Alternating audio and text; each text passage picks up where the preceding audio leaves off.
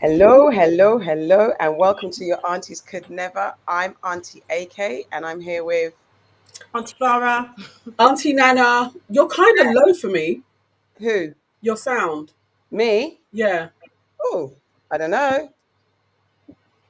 I'm normal. I haven't done anything different than normal. How's it sound for you, Farah? Is it normal? Yes. Yeah? Okay. All right, maybe it's just me. And guys, we're missing somebody. Auntie Shot. She's gone to she's doing some big boy things, big gal things, I should say. So she'll be back next week with us. So it's just the three of us, but that doesn't matter. We're still your favorite aunties, still here ready to make you laugh, maybe cry, maybe excited, maybe run down the street naked. I don't know. Okay. How are you, my aunties? How are you doing? Auntie Nan. Yes. No, I'm good. I'm good. I found I don't think it's a useless fact, but I have a fact that stumbled me today that I wanted to share with you guys that tickled me. Did you know that the UK is the number one provider of cannabis to the world? No, I did not freaking know that. It tickled me. Really? Like, as in elite, like obviously legally, but so we're the biggest We're exporters. the biggest supplier. Mm-hmm. That doesn't sound true. How? It's true. It's this. Anybody can Google it. I suppose to supply, you don't have to grow, do you? You just have to have it, have access to it. Because what can they grow? They can't grow shit here. So I don't know where they're growing it. It doesn't say that, but they are the number one supplier of medical grade and legal cannabis to the world. Yeah. Doesn't surprise me. It surprises me, but doesn't surprise me. It's on the colonies, isn't it? Probably. It tickled me though. Okay. I mean, yeah, that's fascinating. I never knew. Auntie Farah, how you doing? Sorry, I was on mute. I'm all right. I'm so very, very, very, very, very busy. It's funny because I just had my exit interview because I'm leaving. What happens in the exit interview? Why in the exit interview? They basically ask you how come you're leaving, what you're going to do, what has been good about where you are, what has not been so good, what have been the challenges, have you got anything to tell us, that type of shout. Did you tell them about themselves? It was a good open conversation. That's what I will say. I hope that means that you told them about themselves. As I said, it was an open conversation, you know? I hope that means you sent me an email saying, I'm going to CC my brethren Auntie AK. She's going to talk on behalf of me. Yes, you fill in the gaps. That's interesting. I don't think I never had an exit interview. Any times I've left my department at a certain place, no one ever give a damn why I was leaving. Right? It's my first ever exit interview. Like I've sat down with people, but not an official with HR exit interview. I kind of appreciated it though, because hopefully it will help the next person as well. So that's what I was thinking. I was thinking this is probably some consultant has come along and said for this organization, and it's a big organization that you worked for, this would be a good way for you to actually like have some consistent practices, find out why somebody's left. Yes, it makes sense. And but it's how honest are you going to be? Like I would want to do the big like, you guys were shit, you should have paid me more. Than I'd want to do. And again, I will refer to my earlier statement of I had an open and very honest conversation. Off camera, then you need to tell us everything. I'm so intrigued. I love a bit of this. Yeah, this is great. Yeah, I just hope you did your due diligence. Okay, welcome to Your Aunties Could Never. It's a podcast for cool aunties and uncles everywhere, where you hear no nonsense, straight talkings. And now it's time to get your plates, get your drinks, and let's start the show. Auntie Farah, we got a game. If we don't, it's fine. Hold on, maybe because I had one, but I didn't like it. So I wanted to change it. So give me 2 seconds, and then I want to make up a game on the spot.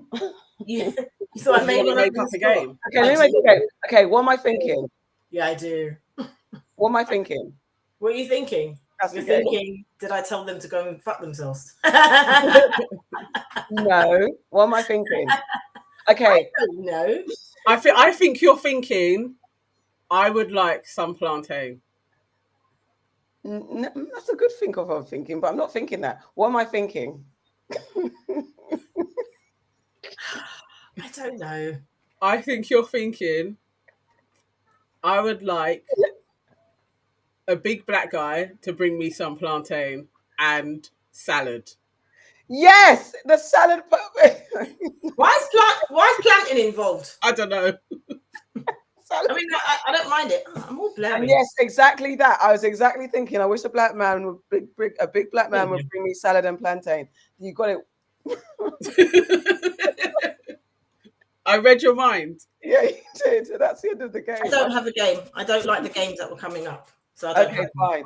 Okay, do you have a game, Nana, that you made up on the spot? I don't have a game, but I do have a question that was posed in a group, and this maybe at another stage we can go into this in a game. But the question posed was, who out of the four of us would you pick to pick a blind date for you?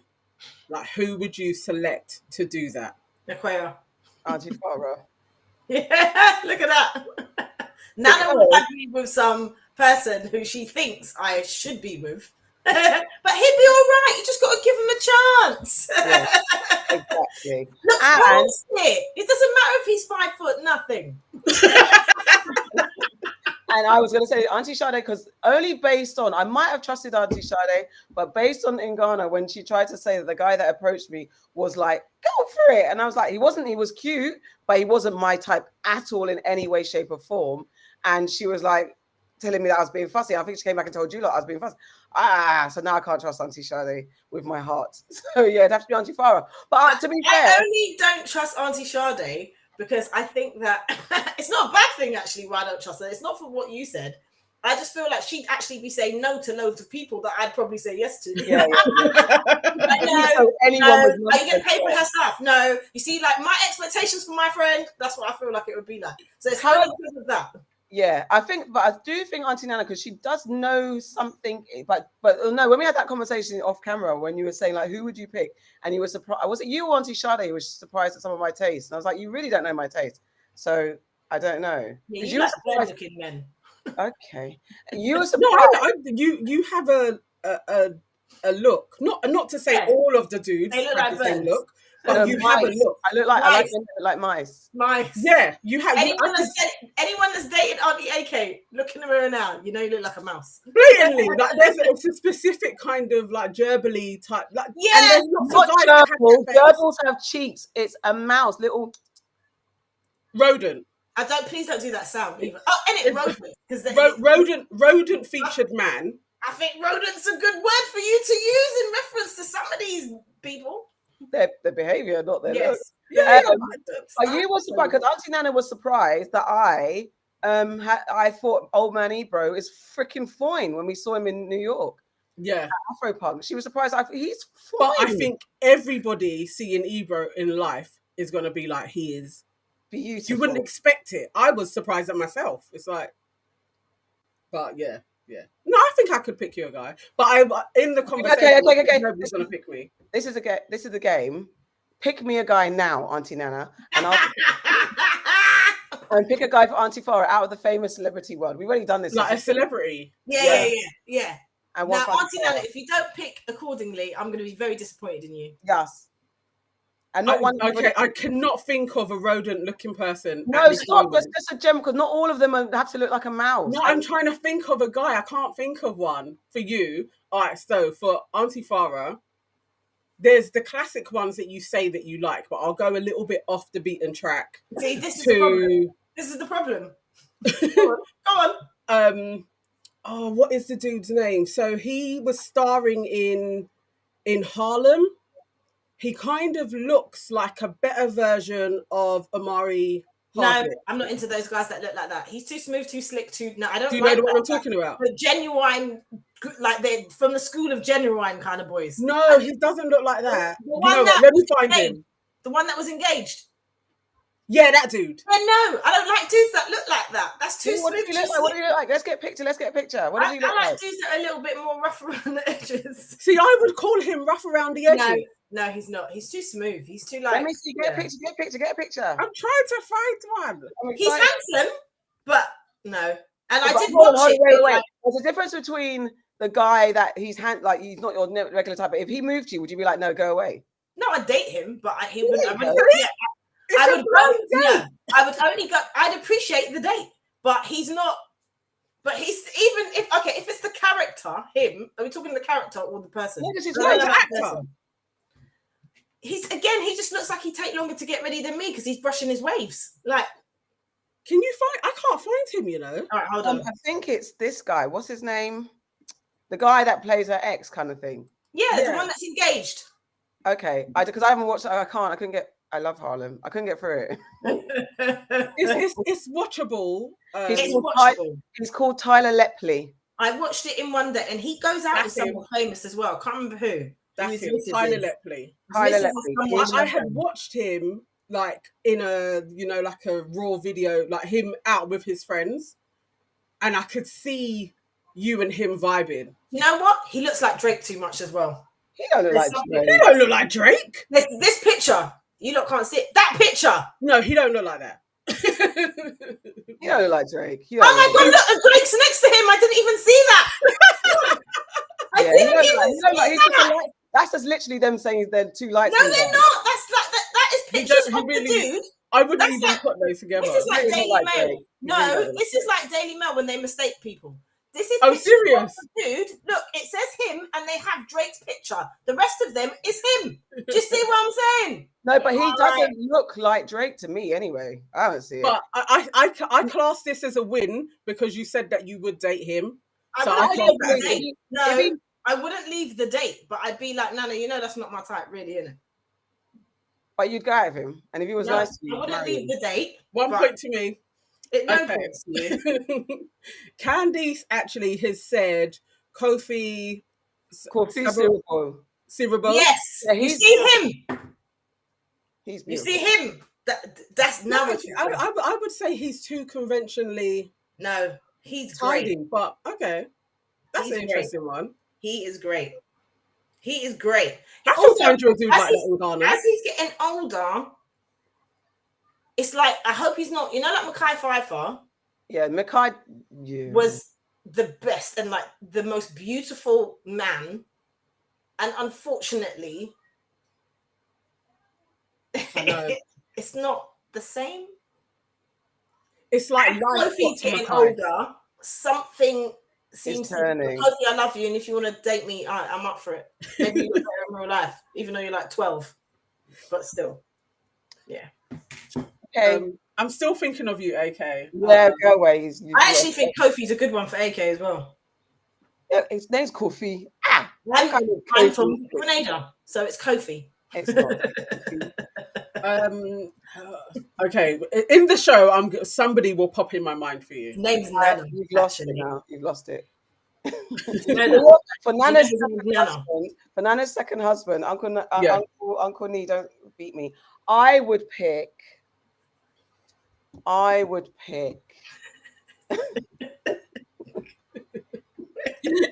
Nana's second. I'm so intrigued. Come on. Wait, the guy that plays Black Lightning. What? Ew. He's not ugly. But he's no. But He's no. Luke Cage. No, not Luke Cage. Not Luke Cage guy. The younger guy. The old dude that's like an uncle. No, in Black Lightning, not Luke Cage, fam. No. Do you know what I'm thinking of? I'm thinking of the guy that's in what's that one with the little boy that's on now? Yeah, not that one. I don't like that show. No, you know what show I'm talking about though, right? Yeah. With the little boy. Raising Dion. I'm thinking of that guy who's also about 12, but he's in that little Latino thing that's on. His name is Cress Williams. Cress Williams, that's it. No, like the furthest away from. Farah was actually closer because I do like a greasy, genuine type of looking dude. Yeah, you do. I've said that, but this guy's like No, he's like an uncle. He literally looks like we're family. I'm not going to get with somebody that looks like kin. Like, no. Oh my God. Anyway, that's no. No. No. You failed. Yeah, you Hello, failed. everybody. I was being silly, to be fair. Hello, everybody in the comments. Let's go. Let's go. What? Okay, now it's time for what have you heard? I don't know. Who are we welcoming to the family? Again, it's your turn, Auntie. No, it's me again. Ooh. Yes. Hold on to your horses. Talk amongst yourselves. I didn't have time today. Don't give me that look. It's been stressful. I mean, I didn't even come up with a. My life is stressful. I did have someone though, because I thought, oh, he'd be good, but I didn't think it was my turn. I'm trying to remember who it is. Black Lightning, you know. I was teasing. I didn't think. But he's... Okay, come back to me. We'll do it in a bit. I'll have to find it. Sorry. All right. What have you heard, guys? This is a section where we get into what's going on in the streets. No, it's not where we get into what's going on in the streets. What we've heard in the news, the serious news stories of today. And actually, first up is me, Auntie AK. Now, I was going to talk about. Thank you, my daughter. She's brought me a pancake. I'll tell you. Oh yes, happy Shrove Tuesday. Happy Shrove Tuesday. No, Boogie, you know what you need to do? You need to put it in the microwave and make it go hard. Thank you. Is it Shrove? Is that what it's called? Shrove Tuesday. Pancake Day, Shrove Tuesday. Thank you. Happy Shrove Tuesday. Took about 2 minutes. Okay. I was going to talk about Roe v. Wade. The Republicans basically, you see, while war is pending and while they're distracting us with all sorts of war nonsense, this is where the government's pass bills that people are like, oh, hold on a minute, this is illegal. So there's two things I wanted to talk about quickly. Basically, the GOP, that's the Republicans in America, have filibustered a bill that would protect the abortion rights of Roe v. Wade. So that whole thing about banning abortions and stuff like that, they've managed to put something through that will block the protection of the abortion rights. And it's just let everybody know that this is what's going on. So the wider consensus is, whilst they're distracting us with news about war, really keep an eye on what your governments are doing in the small print, because stuff is going to get passed. Next minute, all our rights are going to be taken away, and we're just going to be messed up as even more than what we used to. But what I do want to talk about, I forgot that it was the London tube strikes. At the moment, you got a strike. We had a strike today, did we? And a strike tomorrow on Thursday. Were you guys affected by the strike? Did you even know the strike was happening? Do you think the tube strikers need to be striking still? Like, don't you think they've had enough, or do you think they've had enough rights or stuff, or is it down? One for all and all for one. We stand with the people. Yay, go, Auntie. Yeah. Sorry, Auntie Nanny. No, I was going to say yeah, go. I was going to say anyone actually. I was affected by the tube strikes because there were more cars on the road, and it took me an hour to complete a journey that would normally take me half hour, 25 minutes. So definitely, I noticed more cars on the road. I had lots of colleagues that were unable to get into work because of the tube strike. So that was a thing. Do I think that they deserve more pay? Well, considering that the fares went up today, I would say yes. Because if their wages have gone up, which they have not, they wouldn't be striking, would they? So how can on the same day, I think there's a bit of a coincidence there, and it needs to be looked at by the public. The day that the fares raise is the day that they put on their strike, probably because they're not getting what they're needing. Yeah. Tube drivers and those people, they do work exceptionally long hours, and I think people take for granted that it is quite a difficult job. You're facing the public constantly and being harassed. And if you're driving the train, you've got a lot of responsibility on you. It's not you just push a button. You have to know the routes. You have to learn the routes. You have to actually know basic mechanics about how to fix the train. If the train breaks down, there are people that are, suffer from PTSD from people jumping in front of trains. There's a whole load of shit that goes on.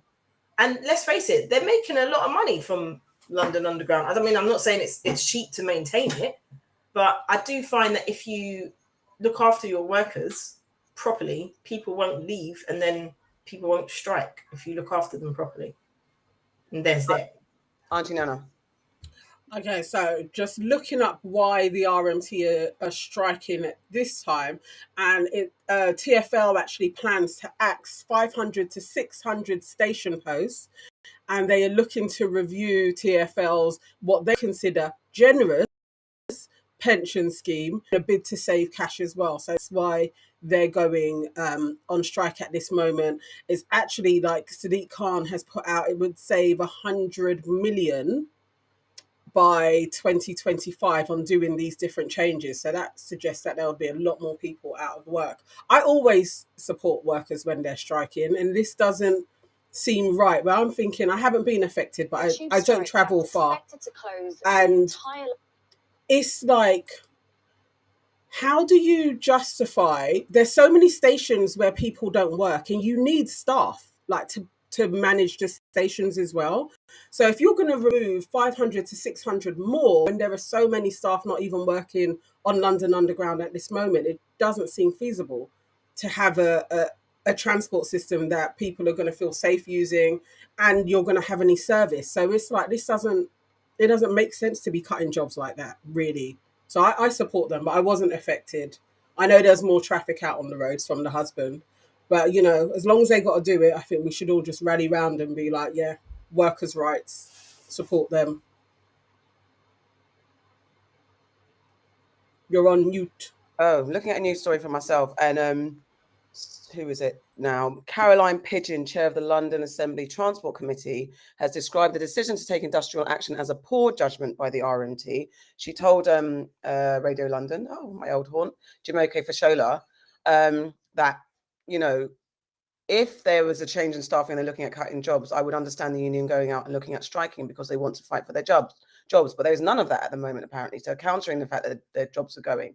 Quite frankly, she says, this is a gift to the government in their whole agenda, which is to move as fast as possible to driverless trains on the underground. So I didn't even know that was an agenda, and I don't understand. I don't know, maybe when it comes to health and sanity of drivers, maybe there's a thing, but then that means there's always going to be people losing their jobs. I mean, I don't know if you lot would ride I suppose by default we will end up having to, but what are your thoughts about getting on a driverless tube? I don't like the idea of driverless anything. Yeah. And I'll tell you per why. Any machine, like any person, is open to fault, right? Things happen. And if no one is there to look at it, like let's say, for example, you've got a driverless train and a tree happens to fall on a track somewhere, right? And there's not a sensor because something happens to the sensor. Accidents can happen. I mean, I'm being very vague, but accidents could happen. Whereas if you've got someone, a driver in front of that train, driving the train, they will have the whereabouts to actually stop that beforehand because they can see what's happening. So, and to contact people to say to them, this track's done, you know, one of my best friends is a train driver, and I've said it before in this show, but some of the things that he's told me that he has to know and be aware of, it's made me a lot more understanding of the shit that the responsibilities that they hold. So no, I don't want to be on a driverless train. I don't want to be on a pilotless plane. I don't want to be on any of those things. I want someone there in case the shit happens and they can, you know, get off of autopilot and go into manual. What's weird is every time there's cuts to save money, but we never ever see the benefits of this saving money. I don't know if anyone can counter this point, that ever have they said, we're making cuts to save money here, and we've seen the fruit of those cuts, the benefit of money saved. It's a lie. Money is not real as well. We never see it. They've put the fares up, but they're talking about they're doing all of this to save money. So within what he said, Nana, does he actually say that increasing the prices is also going to help that? Because it's all of it. I think it's because you know what was the last time when he was going to the government to get money, he was basically saying like there's just no money in TfL. But then you've got Uber drivers, they pay TfL. That's a new industry. So where's all of that money gone to? Yeah. You put up fares every single year. Where's that money gone to? You always seem to be cutting stuff, station staff, where's all of so it's like if it doesn't work, it doesn't work then, doesn't it? Congestion charge. 7 days a week now. Yes, they've reduced the number of hours, but it is 7 days a week now. Exactly. Congestion charge. You've got ULEZ charges, like where's the money for that's a new one. It doesn't make any sense. What's ULEZ? What's ULEZ? So ULEZ is to do with your emissions. So if your car is letting out certain emissions, or your vehicle, should I say, is letting out certain emissions, and you go into a particular area, you're charged. and I Yeah. feel like it's £25 a day or something, something like that. It's It's like quite high. ridiculous amount of money, and I understand why, because they're saying it's to help the environment. But my thing is, if you're saying it's to help the environment and to stop congestion in certain areas, right? That's great, but what are you doing with the money that you're getting? Because that's the bit I don't understand. Because hardly anyone's going to pay that kind of fee to go into work every day. Most people aren't. Most people have changed their vehicles. Yeah. That have to go, that have to drive into work. And most cars are being manufactured out of that space. And what you do? Yes, because I think it's from, I want to say 2016, but I might be wrong. But I can't remember what year it is. But there is a particular, like you said, a cut-off point. But it's just like, where's that money going? But it's a bit like back in the day when people used to use coins more so than, like when you pay at a parking meter and you have to find the coins. This is before you could call up or do it on an app. I would always be like, so for 15 minutes, it's £1.50. But I've only got a £2 coin. So I'm going to put the £2 coin in and it doesn't give change. What happens to all that extra money? Because it's unregistered. What happens to their money? Right, because it's not like when you've got your ticket, it says paid £2. It doesn't say that. It just says the time that you've paid for. So where's all that extra money? That's probably why they're screwing and they're doing all these other things, because they're realizing now that these apps are making them lose their Christmas bonus. I think it's all a farce. Just to go back on the point of the driverless trains, like the Docklands Light Railway, that is driverless. I used that a lot one time. I was working in West Ferry around there, so I used to use that a lot. Didn't really think anything of it when I was jumping on it. Never had any problems, and there hasn't been any problems on it since they went on commission from 1987. There hasn't actually been any accidents with it. So we'll get used. Driverless cars are coming. Have you changed the highway code? Like they've added in driverless vehicles into the highway code, so it's coming. I suppose it depends on the route of things as well, because Docklands Light Railway is a specific location, isn't it? I don't know how I would feel about cross-country trains being driverless. I don't know. Not that you mean like proper overground, like railroad, London to Manchester type thing. Yeah, I don't know how I feel about that shit. Boy, I don't know. It's a Snowpiercer or some bullshit. Why have you got to go there? Listen, we need to be hopeful that we even get to the future at this point in time. Who knows what's going to be happening? I mean, for some light relief, someone on Twitter said, I missed out on Office Pancake Day and a very important meeting. Someone said, this tube strike on Pancake Day is not sitting well with me. And the thought of pancakes for dinner is the only thing getting me through this hell of a journey home from work. See, I'm working from home today. I don't have to. I've got an event tomorrow evening, which I totally forgot about. No, tomorrow's not a strike, right? So tomorrow should be fine. But Thursday, I've got to go into town as well. And I've got to go to a theatre as well. So Thursday's going to be a bit of a mare if they don't call it off. But that's just an inconvenience to me. But for the greater good, go and get your money or do whatever. But the thing for me is that though they strike, how often are they successful? I know London Transport are quite prolific in their striking and making demands and possibly getting their demands met. But it's the stuff around it, as we all said. Where does the extra money go and what happens and all that type of stuff?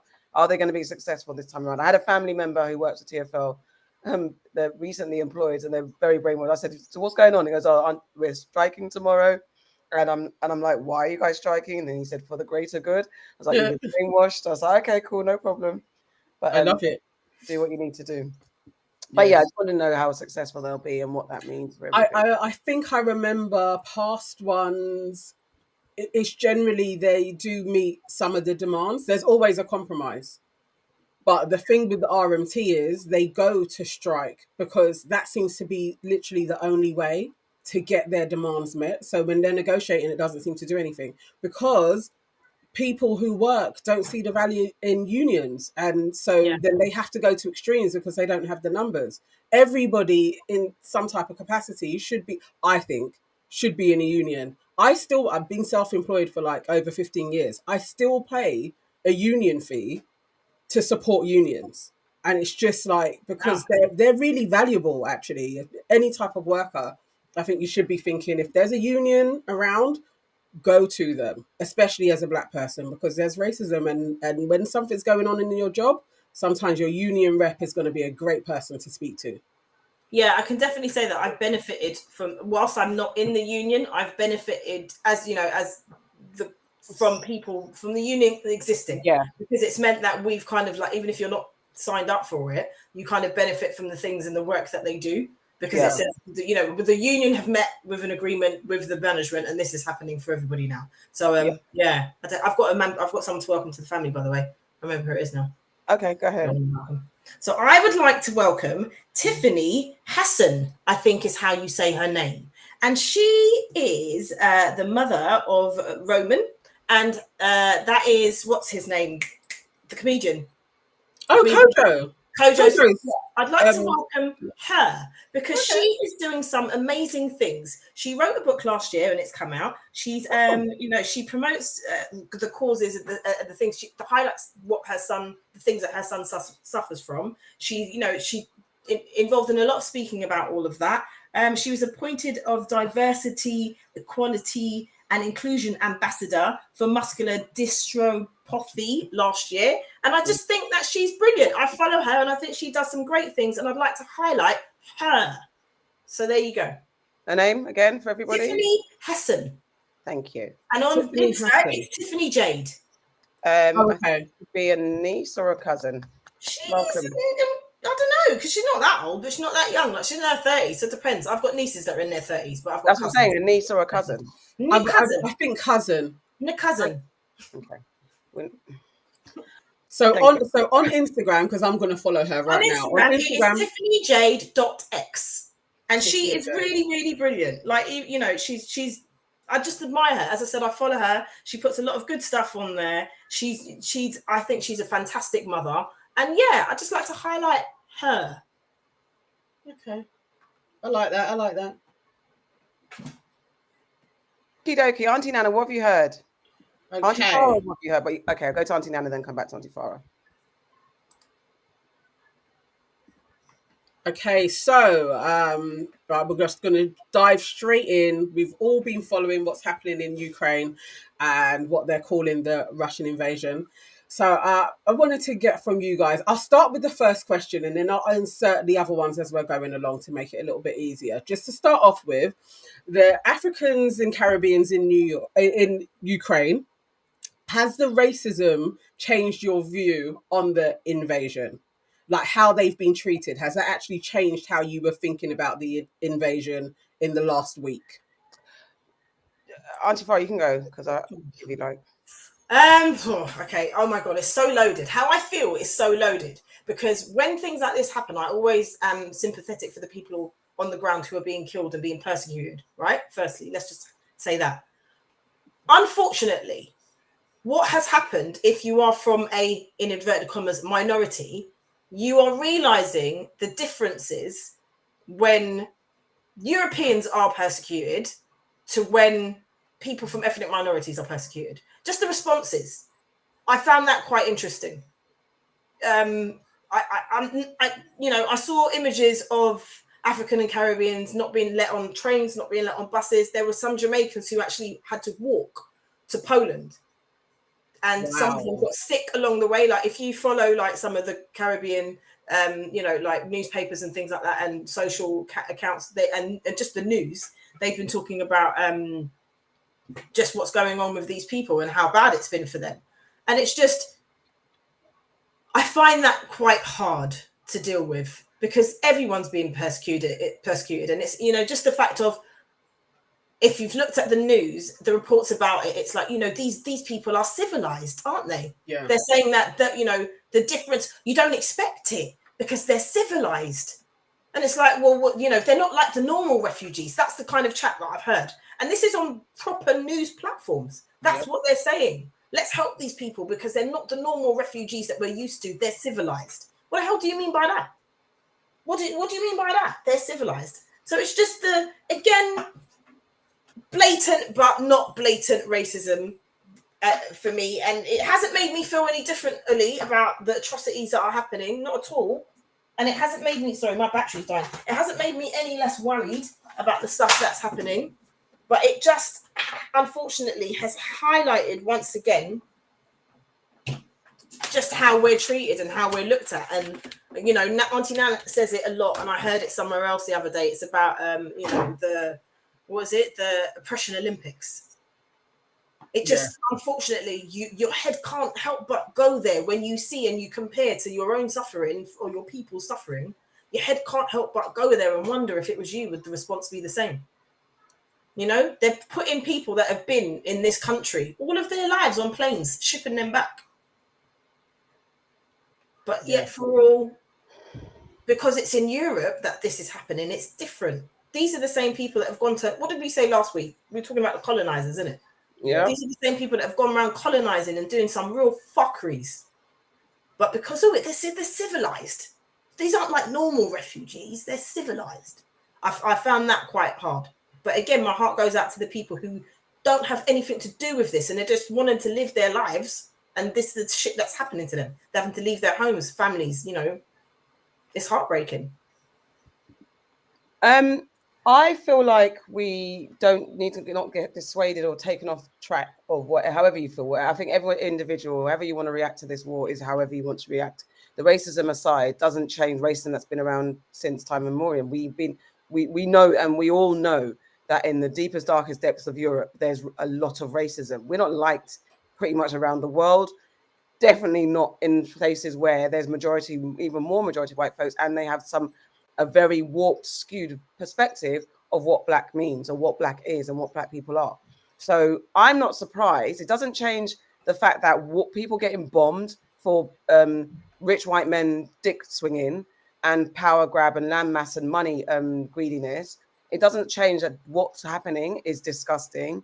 But what we shouldn't do is get distracted, because I found an article where it said something about, you know, remember Cambridge Analytica was used by Russia and to infiltrate the social medias and Trump and other governments, UK governments, to sway the political narrative in their favor by using these analytical tools that purposely fed out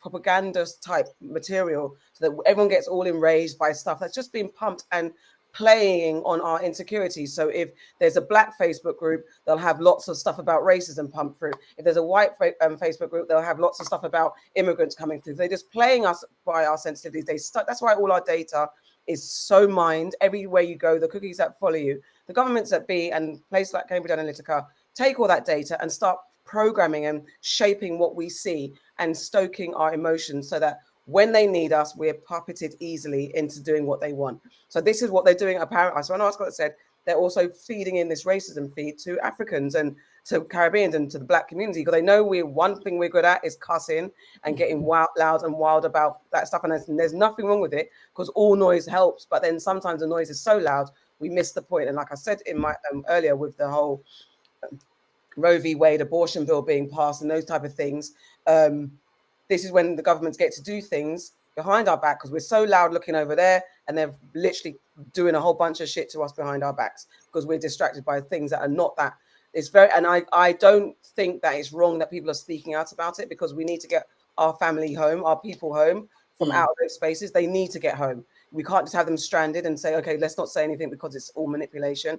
However, we should be mindful of that spilling out into us now saying, or our leaders saying, okay, fuck Ukraine, because I don't know the politics. I don't know whose side to be on, because I see what Putin's saying about the power, but also see, like the West, we don't want people to be bombed innocently, no matter where they're from. And it's just, these lines aren't straight. Every line to this mess is crooked. So does it change my mind? No, I don't even know, because I don't know what's going on. I literally don't know why we're at war, apart from the only thing I guarantee I know is that it's rich white men swinging their dicks. That's all I know for fact.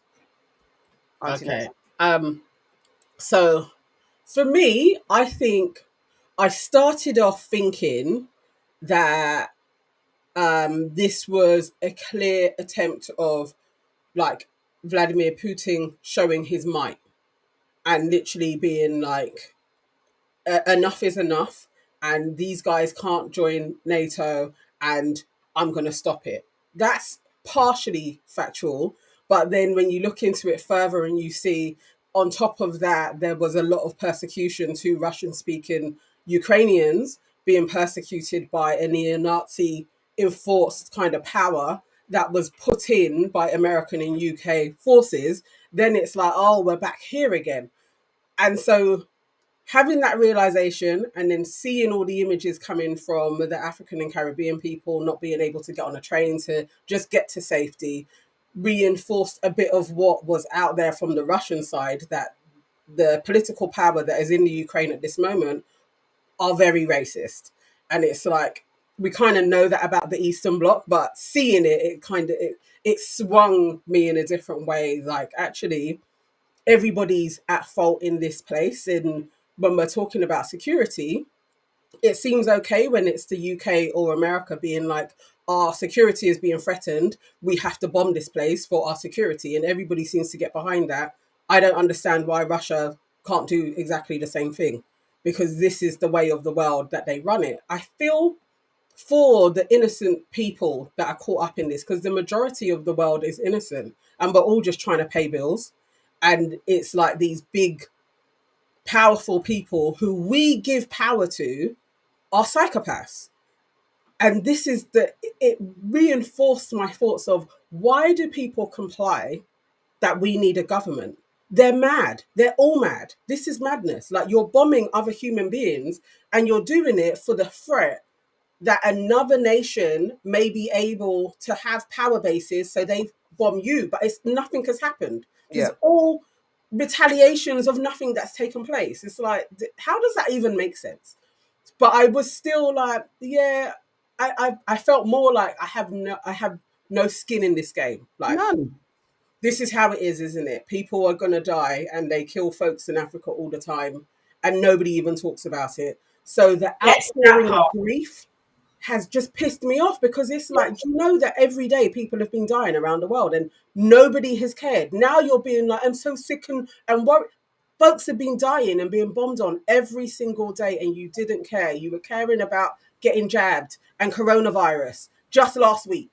That was all everybody was caring about. Now it's turned into, we have to have all the Ukrainians. What about the people in Syria? They still can't get over here. Thank you. Now open borders.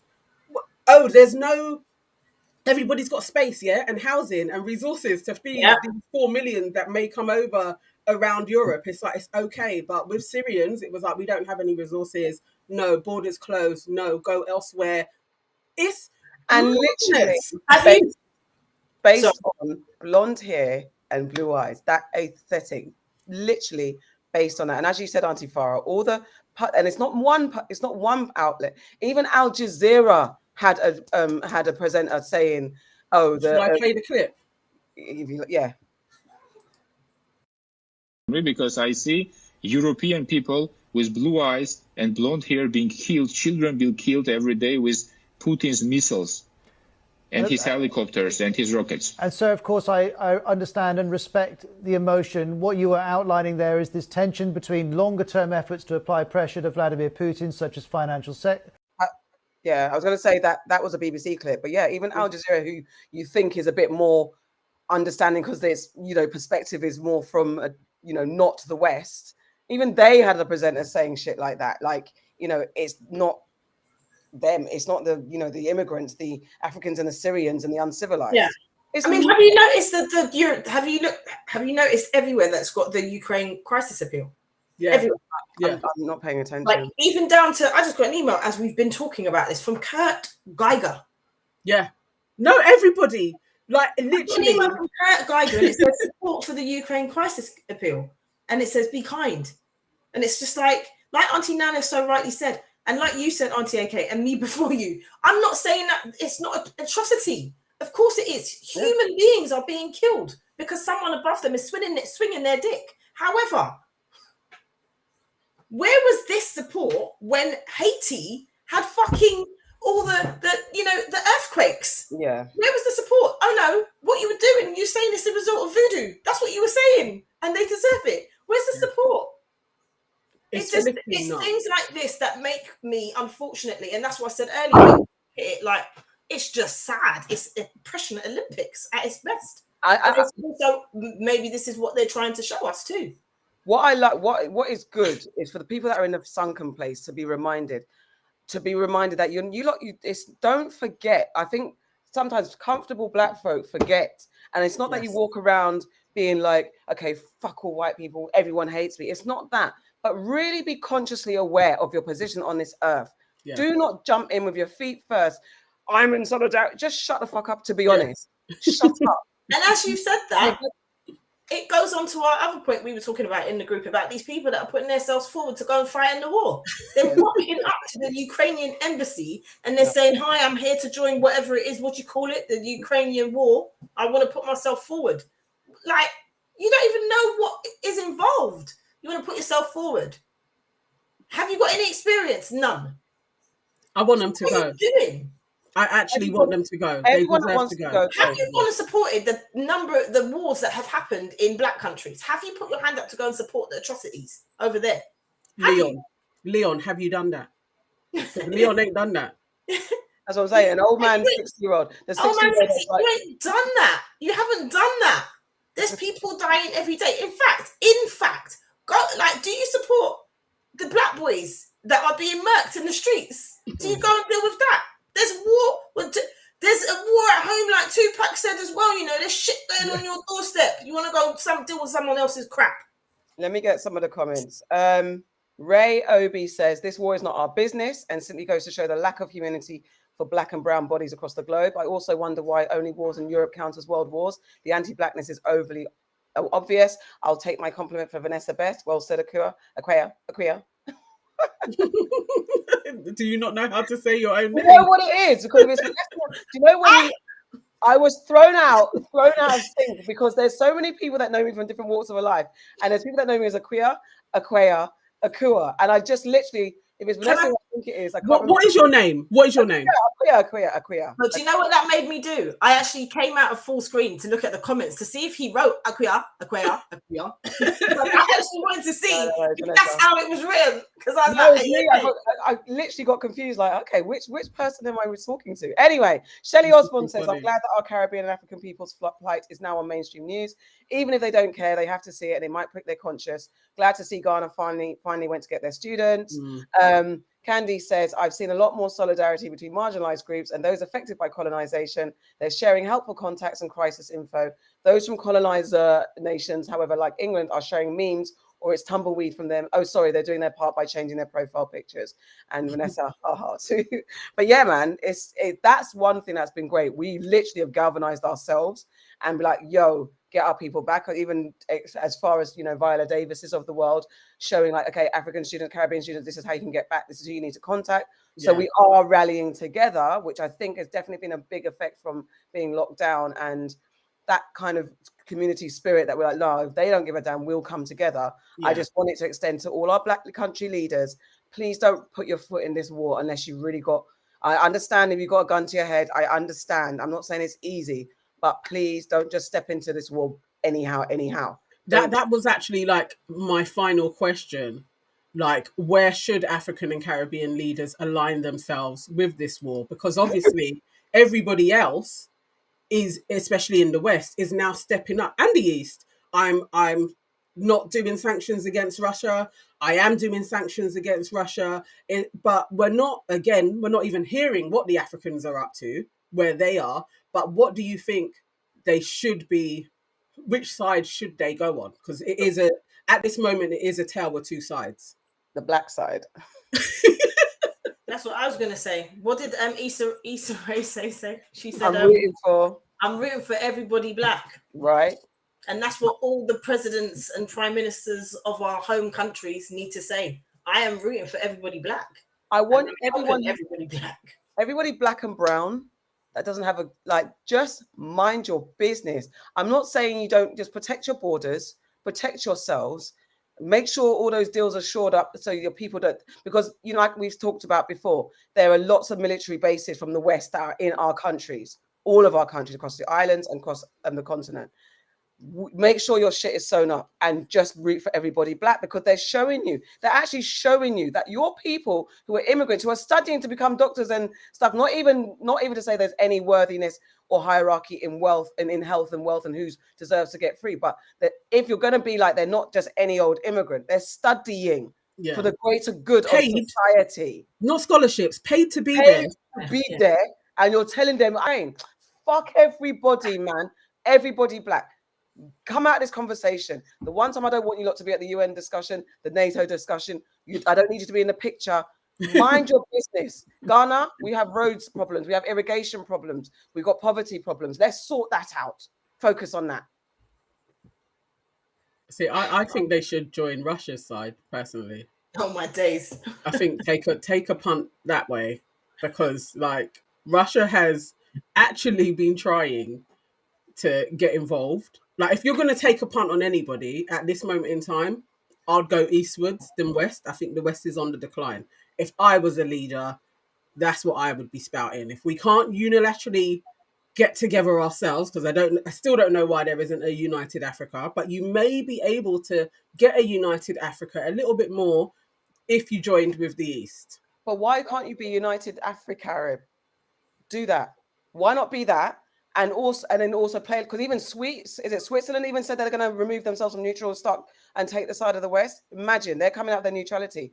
Let Africa and Caribbean get their Wakanda shield, cover themselves, unite themselves like that, and then you like, okay, you want to, because we've got all the resources as well. That would be best case scenario. Yeah. But they haven't been allowed to have any nuclear weapons, so you kind of don't have a.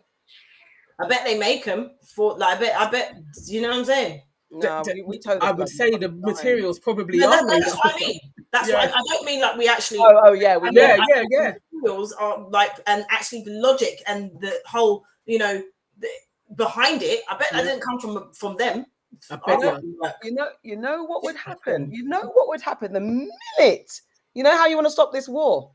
Let Africa say, you know what, we're closing borders. You cannot come and mine. We're kicking everybody out.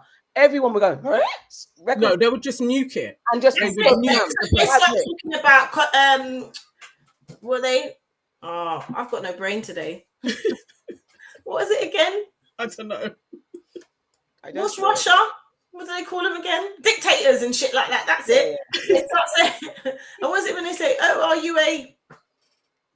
What do they? My brain is fried. Come on. Another word for a dictator. Or countries like dictator countries. What are they called again? A communist country. Thank you. Jesus Christ. I didn't know it was communist. I was sitting there saying communist. My brain totally froze. They'll come for us. They'll come the minute. Yeah, they would. Do you know what? Everybody should do. Do you know what I've got in my head? You know, The Simpsons, when Fraser. See, my brain's gone again. The Simpsons, when the dad, Homer Simpson, goes into the bushes. Yeah. That's what they need to do. That's what they should do. They should just fades out. Everybody fades out into the bushes. Get your Wakanda shields. Stay quiet and safe. And listen. Maybe this is why they keep on involving us. Because there's something to this. All right. So there's a war breaks out, yeah. And really, it doesn't really have anything to do with black folk. But why have they inserted this black narrative of racism at the border? They always seem to have to insert us. They're trying to use our energy because basically it's like, if we think that Ukraine's race, that's why I said it's a Russia, Cambridge Analytica type thing. Allegedly, I'm not saying it is. I have no facts. We don't know. This is all wild speculation. Allegedly, on a rabbit hole, we are talking hypothetically, hypermorphatically, and just trying to explore the facts. Or anyone out there that's listening. And the stories, allegedly, right?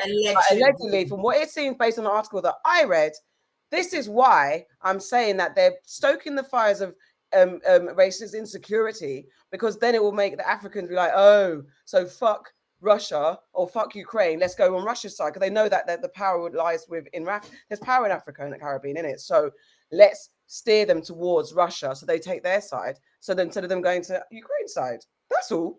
That's what it is. So then we were like, oh my God, we're racist us in Ukraine. Fuck them. We're going to join the Russians when they call us. That's what's happening. So that's why we shouldn't get distracted. Get your people home, but don't just make your own decision. Just I can't. Just don't get involved. We need to fade and hide. Yeah. Like if there was some way, like we actually just say, need when you look at disaster films and all the shit that happens, it happens everywhere else, you know. Like America's done, Europe's done. The only safe place is where they're not. Do you know what I was thinking? One thing, again, we must move on, but one thing I was thinking about is, the story, because even with pandemic, when you see all the zombie films, you always see when the apocalyptic shit happens and then the survival, and that's it. You don't see the bits in between where we had to lock down, where we had to try and manage work, and the mundane day-to-day shit during when the world's going to pot.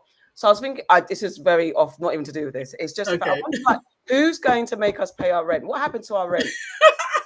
No, you don't pay it. This is right up my street.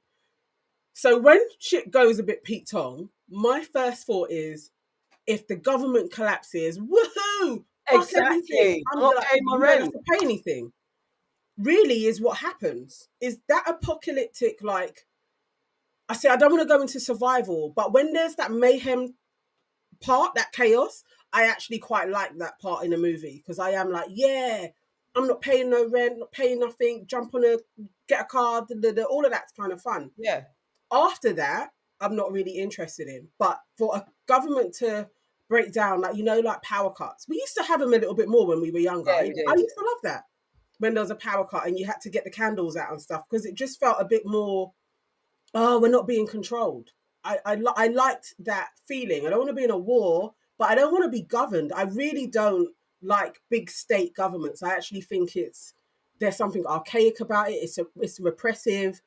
I think it goes against human nature to be governed by a state. Like, maybe we should be governed by an area locally, small teams of people together, but it doesn't make sense to me to have a prime minister. It's like, it's so alien. I'm like, this is stupid. And it doesn't work. Yeah, I think they care about us, the people. I was just going to say that they're so far removed from a lot of the people that they're supposed to be looking after that the vast majority of these countries end up not looked after. Yeah. Like when they sit down and work out what they think a person on benefits should live on. And when you look at social housing, because they don't understand what social housing is, they don't get what being on benefit. They're so far removed from it. They just think, oh well, that's nothing, isn't it? Who cares about you? Yeah, all right, got a roof over your head, haven't you? Be grateful. It's that fucking scenario. Exactly that. Be grateful, because they all think we're stupid, but then there are a lot of humans that are absolutely foolhardy dumb. And I've seen a lot of comments from people, and I'm like, you're so stupid. You're listening to the BBC and thinking it's gospel. Everything they're telling you, like, are men really signing up? And if they are, I think they should go to Ukraine by fast train. But are they really? They're probably being paid to talk about this. Like, really, realistically, I want to speak to Leon. Can we get Leon on? I hate that his name is Leon. Let me get this last comment and we must move on to the next topic. Okay, Red Border says, Nelson Mandela once said, one of the mistakes which some political analysts make is to think that enemies should be our enemies. Our attitude towards any country is determined by the attitude of that country to our struggle. Yasser Arafat, Colonel Gaddafi, and Fidel Castro support our struggle to the hilt. There is no reason whatsoever why we should have any hesitation about hailing their commitment to human rights as they're being demanded in South Africa. They do not support the anti-apartheid struggle, only in rhetoric. They are placing resources at our disposal for us to win the struggle. That is the position. Basically, Black people need to get behind our people, get them out and drink water and mind our own business. Righty-ho. Auntie Farah, what have you heard? Okie dokie. So my story, let me just bring it up. My story is about the government's plans to ban pupils who fail in maths and English GCSEs from going on to get student loans. What are your thoughts?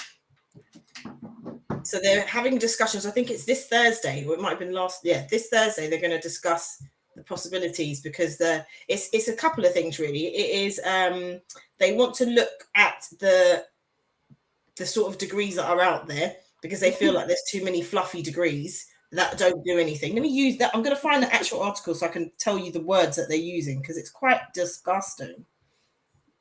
Where are we?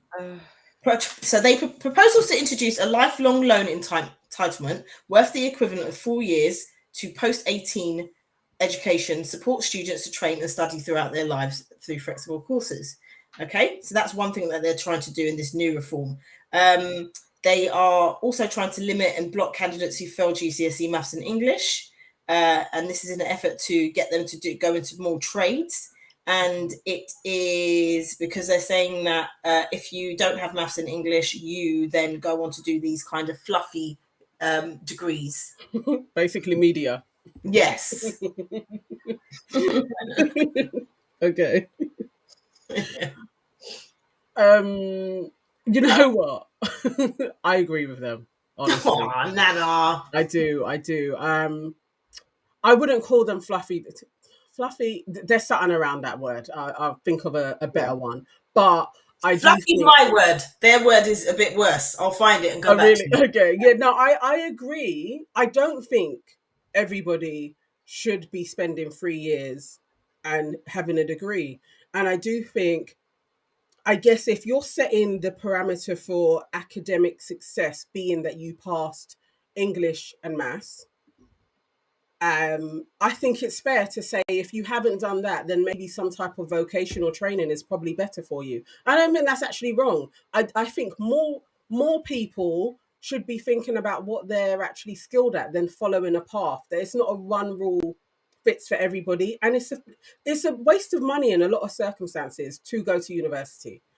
Yeah. And so if they put in places for people to not think this is my only route to success, I kind of agree with that, actually. I think, yeah, it's not your only route to success. And you don't have to be in these institutions, propping them up and then being in debt. And you don't even use your degree for anything. And then you've just come out like flipping thousands of pounds in debt for no reason when you could have trained, been skilled, use your mind in another way that your mind wants to work in and get ahead. I don't even remember what I learned in English and maths, but you know, life has taught me better things, and I definitely wasted a lot of money on a degree that I haven't used in any way, shape, or form. The only benefit was I got a husband and another friendship circle out of it. But that's it. So what met them raving. I said fluffy. What they actually said was poor quality, low cost courses. Yeah, low cost, but you pay a lot. I think it's fair. Yeah, as I was running through it, I was like, there's something in it that makes sense, but it's the way it's been worded, and I guess it's the media hyperbole. So we fall for the fast headline, and it just sounds a lot worse. And not to say I'm siding with any type of stupid government that we are governed by, but yeah, I think there's something in not people feeling like, oh, if I don't go to university, I'm nobody, or I can't make it. There's definitely a need to sift through what courses make sense and what courses people are doing. I think there needs to be a lot more high school support for that transition into the next stage of your life, where it's not just you've got to go to uni or there's no help or support. I remember I didn't get any support into what I wanted to do next, or any kind of support as to what I would be good at or what career path I should pursue. So when I left, I was walking around aimlessly. I knew I was good at English, but it was never reinforced into how I could turn that into a career. The only thing I had was English teacher, and I remember being told quite young, like, English, teachers, there aren't many black teachers, and it's quite racist place to work and all that type of stuff. So I was deterred off that. So I never ever pursued anything until I kind of found myself on my own way at a later stage. So I think I agree that if it's a case where you're saving students from being in unnecessary debt because of the stigma that's put on you if you don't go to uni, that you're not going to make it. I don't know what this thing is about if you fail maths and English, because if you're dyslexic or dyspraxic and you have learning difficulties, and especially if your school's not equipped to support you through that, which a lot of schools aren't, then you're failing because the school's not got the equipped to help you, where you could have been supported and you could have passed if you were at a different school. So that kind of metric don't make sense to me. That doesn't work for me. It can't be that you failed an exam. But obviously, if you've got, as you said, Auntie Nana, if you've got learning difficulties or a perspective of understanding academics that doesn't work for an institution like a university, and maybe vocational practices and internships and things is a better way to go, that's different. And I do definitely think that because there's a bit of a catch 'em all now. Like, just get everybody get in, because then you get the student loan, then people, the government, it's another way of the government getting money out of us. Yeah. I think there's something in that. There's something in the government, and also it could be also they're trying to be like, and on the flip side, is the government trying it by saying, look, we're not getting our money back anytime soon, so we're just going to cut the wheat from the chaff, the shit from the chaff, whatever the saying is. Kind of from the chaff. I think both of you have valid points, because I have always said that university is something that don't go unless you really want to go for yourself. Don't do it for other people, because it's not like when you're in school, you don't have the same support from your teachers. You are pretty much out there on your own. However, I think you're both missing something very, very key in all of this. Okay. Who is it that needs to take student loans? Because it doesn't say if you fail maths and English, you don't go to university. It says if you fail maths and English, you won't be able to take out a student loan, which is how a lot of people pay. A lot of less, people in low-income families, that's how they pay for their university fees. Yeah. Through student loans, right? Yeah. Okay. So you could still have the upper echelons of the world failing maths and English, and being those people who you've just talked about, that, maybe university isn't for you and all of this stuff, but they're able to go because they don't need a student loan. So what does that create? That then creates, again, this economic of, rich versus poor, because poor people do not have the opportunity to go to university, to find a course that suits them. Courses don't have to be academic in that way. Yeah. You can progress in life, and university, if you want to go, like I said, can open many doors for you, can teach you many things about yourself. So it shouldn't be down to the government to say, you have not got GCSE, maths and English, blood, you can't take out a loan, therefore you can't go to university. It's hard enough as a low-income family. If you're in that environment, it's hard enough. Do you see what I'm trying to say? Yeah, I didn't see it like that. What they're trying to do is they're trying to open up the trade. They say to generate social mobility and to meet skills needed, then a blanket minimum entry requirements. That's what they want to do. Yeah. Because they want to keep the worker bees working. They don't want the worker bees to become queen. That's not their plan. No. You stumbled on one there. That literally is the industrial complex that turned into the university cycle. Hasn't been profitable. They've sucked it out of what it could get. And now it's on the decline. It's literally like, actually, we need you, because it was the working class that uprised it. And then you had all of the polytechnics turning into universities. And so there wasn't that place where working class people were going. That industry is dying. So now you're going to be like, actually, we need you to go back into the trades because we've lost that. Yes, exactly. It's very... what they're doing. So don't let us. I still don't think it's a bad thing, but it's brilliant what you stumbled on, though. Because that's what I see about that, and that's why it's wrong. But the thing is, I think what it is also you government, again, dickheads running the government. You removed the what the country's known for, the trade that it trades, the natural stuff that I don't know what Britain was. I have no interest in British history, which is really stupid of me. But what were they prolific for? Manufacturing. But it's like things People. like Oh yeah, the slaves. There's that. There's that. But so places like America, that states like Detroit that were known for manufacturing cars, and they've lost. We had that too. Yeah. So it literally it was manufacturing. It was manufacturing stuff, and it was skilled kind of manufacturing that could get you traveling around the world, because it's like you knew about manufacturing, and they removed all of that. That's why all of my machinists now were from Eastern Europe, because they kept that going. Exactly. So there's a whole generation of us that went to uni and did anything in there. But that's my point. So that's where the language, I think it's a language around this is ridiculous. But it's not just the language. I'm saying that instead of just, and again, making it's definitely elitism. But what you want to say is that not everybody's for uni, and that's facts. Not everyone's for uni, but it shouldn't be, if you're working class, you're not for uni, and if you're upper class, you are. That's not it. What it should be is that create an environment or a country where if you're more suited to manual labor, it's not looked at that you're a worthless piece of shit, basically. And if you're somebody's in my train of thought, but basically, and also not removing the industries that your country's known for and making it a wasteland so people can't get jobs, full stop. All the industrial towns in Manchester, the north, the regions are struggling. Everything's focused on. We're from London. We're blessed to live in London. All the regions that don't have anything, that used to be big manufacturers and have great factory towns that were thriving, and now they're all wastelands. That's the problem. I agree with that, but I also think it's very dangerous for the government to remove the ability for people to have access absolutely to funds that they're going to pay off for a long fucking time anyway. Because, you know, like, I agree with what you said. Sometimes going to university, people do it because they don't know what to do next, so they go to university. I'm all for courses being looked at, you know, I'm all for that. And there being more established courses that can then help people get into the real working world. I'm all for that.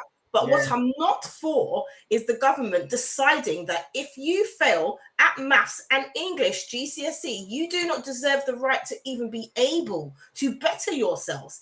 Because you might not want to go and study maths and English. You might want to do something else. No, that's it's a poignant piece, because actually thinking about it, depending on the uni that you could go to, so without having maths and English, let's just say that there was some other course that you could get onto in a good uni, and doesn't even have to be a good uni, it's who you're mixing with that actually moves your social mobility. My point. So if you remove that from working class people, just to be able to be in higher education to some degree, actually really does cement a class divide, because you can go to uni on a media course and you just are moving with people who are lawyers. Quite a few of my friends, and I did a media course at uni, they were on the law course, or they were in software engineering. You actually mix with a whole different set of people, and they're lawyers. It changes the people you have access to. It changes the path that you can then follow, because, as you said, Auntie Nana, the people that you're meeting, it changes so many things for you. I'm going to read something, because it was my niece that actually highlighted this article to me. Shout out to Amira. It was her. And she said, this is beyond fucked up. So many people go through school with undiagnosed dyslexia, ADHD, autism, etc., and find the traditional way of testing difficult to comprehend. I will never understand why learning is only in one form. If this happened to me whilst I was in school, I would never have made it to university. My niece has just got a job as an editor for a music magazine. Yeah, let's just say that shit. And this is because she's gone to university and she's meeting with the right people, and it's opening her eyes up to different things, and she looks at things differently. Do you see what I'm trying to say? These things are important. But if she had failed maths and GCSE under this new regime, that would never have been opened up to her. If not everyone's qualified or has the ability to do manual labor or skilled or a trade. Yeah. Not everyone, like, I couldn't be a plumber if you paid me. I wouldn't know what to do. I find it quite difficult. Yeah. And it is wondering what they're saying about which courses are worthless or not, and what they're valuing. Like, that's another thing I don't like, is who, even if it's a degree in worm training, I don't know what the fuck. It's all part of something, isn't it? So it's like, who's determining what is a worthless degree? I definitely think there needs to be some more support for students in the transition from school to the school to uni or higher education. Or that's very true. There needs to be, because but don't tell me that if I've got my heart set on a particular course, you're going to now tell me, because of your elitism or whatever the fuck it is, that that's a worthless course, then that puts me out of sorts. Imagine if you've had your heart set on whatever it is, and then you cannot study it anyway because the people then say that that's a worthless course. What? It just it shouldn't be on the person though. Like, I'm thinking about it, like, actually, as the student that I didn't pass English and maths, I shouldn't be the one penalised. I feel like the teachers, my teaching institute should be like, how do you have this class of people and not everybody is up to this standard so that they could pass the test? So in any way, how you have to teach them to get them there, because people retain information in lots of different ways. That's on the teaching staff, actually. Really, it shouldn't be on the person. But that's what I'm saying. You know, different teachers can get a whole class to pass. Yeah. So shouldn't they be teaching all the teachers so that they can do that for all the different students? Like, actually, that should be the thing. But that you know that they don't invest in those kind of teachings, because there are people, like, we know with our black, there was the school that I think we'll discuss it later, being black and British, the school that's doing well because they've torn the standard curriculum up to be a more Black progressive curriculum, and the kids are doing better. But you have schools that don't give a fuck about that. And you also have schools where teachers fudge the results to make sure that elite school stays elite. Yeah. When Tarquin and Tabitha just cannot get their way out of a one sentence, their ABCs, but yet somehow they miraculously, because their daddy will buy a wing or sponsor a library or a swimming pool for the school. Like, let me get the comments and we must move on. Candice says they don't take into account for young people who are failing exams because of circumstances, not lack of intelligence. Many children are carers dealing with abuse. This would be stripping them of opportunities to improve their lives. Marie Scott says, yes, Auntie Farah, this is it. University becomes elitist again. Mr. Tang says, I agree with Auntie Farah. It's giving elitism. Candice Obsborn, agreed, Auntie AK. I'm from a factory town that has been stripped of its industry. They push for vocational skills and apprenticeships in my area, but up the road in middle-class areas, they push university. Ronald says there's also a push here to make it harder to get student loans and to get more people trained in manufacturing and construction. And this is the knee-jerk reaction of governments. You lot culled the industry, fucked yourselves, talked about university, open doors, and now you're forcing everybody out. But now you've given us, like, you're giving me £100, and I say, now you can't have that anymore. You've now got to go and work. I don't know. It's nonsense. It's because at that time, universities was making crazy money. Yeah. And labor was very cheap from China. Yeah. So you're thinking we have our manufacturing sorted out, all in China. They're really poor and they're happy to. Then when China turns into a superpower now, and you don't have any of those skills, then you're going to be like, oh no, that's why they're dumb. And that's why it's like, how are we listening to these people? They're psychopaths. They're stupid. And that's exactly, you mashed up your country for cheaper labor. And now you realize, oops, when the borders close, which is what's happening, you're sanctioning Russia. However, what the fuck, when China and Russia come, I was looking today, my pins that I used to lock my hair. It was like a sign on the boxes on its back, made in China. Bro, if I want to lock my hair, my roots get heavy and distressed because the fucking war, because I can't get my shit made in China. Bro, you better open up a town in freaking. You better turn Manchester back into metal manufacturing, steel manufacturing. Mate, we're fucked. Like that's why I'm like, we can't hedge our bets on these people. No. How many options do they have? Iraq, oops. Afghanistan, oops. Vietnam, oops. Like it's bare oopses. They're actually like, why are we listening to these people? They're mad. We need to bet on somebody that wins, and it ain't these guys at this moment. Ourselves, mate. Bet on ourselves.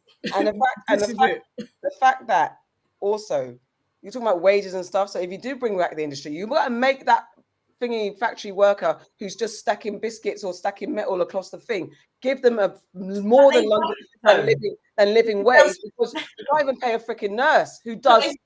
You know what I'm saying? They won't, because they'll say that you're not qualified. You have no qualifications. Yeah, and you're dumb. And that's what you. We should all become squatters. Squatters' rights. The labourers is making more than your freaking politicians who in freaking rah, and that's what your job is. You went to Eton to go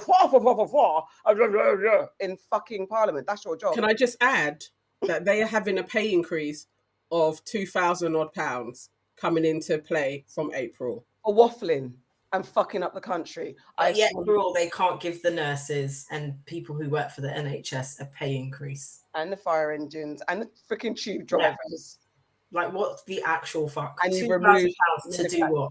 You've made industrial towns turn into desert wastelands, and then you want to turn on them and saying they're draining the the resources, the welfare resources. Yeah, get out of here, man. I don't want to say bund the government, but allegedly some people say stuff like that. Allegedly.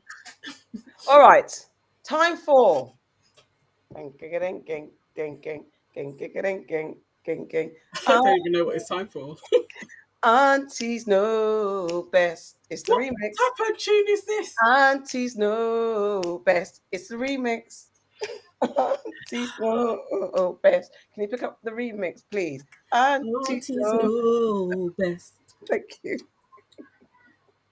Why don't aunties know not to sing? Well, you know what? Yeah. So if you come down to East London, Mikey J has a studio space near me now in Hackney. We could record our jingles with a professional award-winning MBE producer. I'm all right. Amazing. And I'll write the lyrics and I'll write. There are too many things involved in that. That is a no for me. All right, Auntie Nana, aunties know best. Wagwan. This is where we, the aunties, get into the meat and heart and soul of people's problems and solve them like every good auntie knows what to do. Auntie Nana, take it away. Okay, all right. So this is an internet question that I saw that I thought was very intriguing because we haven't actually given advice to this dilemma before. All right, so it goes. I have a toddler who has not yet met the biological father's side of the family at all. I would like Riley, fake name, to have a relationship with the family, but most importantly, the grandmother. He, I guess that must be for the partner, promised Riley to meet the grandmother about a year ago, but never brought it back up. So once I noticed the month he promised had ended, I asked, why hasn't Riley met his mum as yet? And he said it's not going to work out right now, and he wouldn't go into detail. I guess if I didn't ask for an update, he'd just act as if he never promised it and as if I had forgotten. I'm a family person and I want Riley to get to know them. My question is, should I introduce them? If so, how? And if not, why? Side note, I believe he gets along with his family, but is secretive about his life. And I have never met his mum. And we were in a relationship for about 3 years. Any advice? Auntie Farah? Boy. They've been in a relationship for 3 years. You've never met his mum. You've got his you. You're the side chick.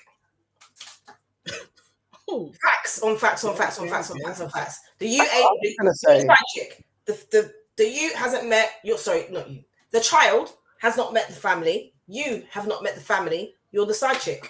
You just don't know you're the side chick because he's the kind of fuckery man that's gonna make out like it's you. Like it's all, you're the one. Why in 3 years? You've had a baby. You've actually given birth to a human being. You've not met that side of the family. That's not a red flag. That's a red flipping country. That's what that is. Nah, you're the side chick. He has a wife and a child and children. And that is why you have not met them. What you need to do is come to the reality that is the case. And then you need to do some investigations. And if you want Riley, fake name, to be involved with that family, you need to start using your brain. And you need to start doing things like looking at his phone. Or next time he comes to your yard, follow him. When he leaves, follow him. See where he goes. I bet he doesn't even live with you. You're the side chick. Follow that man. Listen to his phone calls. Link his iPhone to yours. There's shit you can do. I know that's illegal, allegedly. Follow him. Seriously. You can't have a whole human being for a person and you've not met any of his family. You and your child are the second family. That's what it is.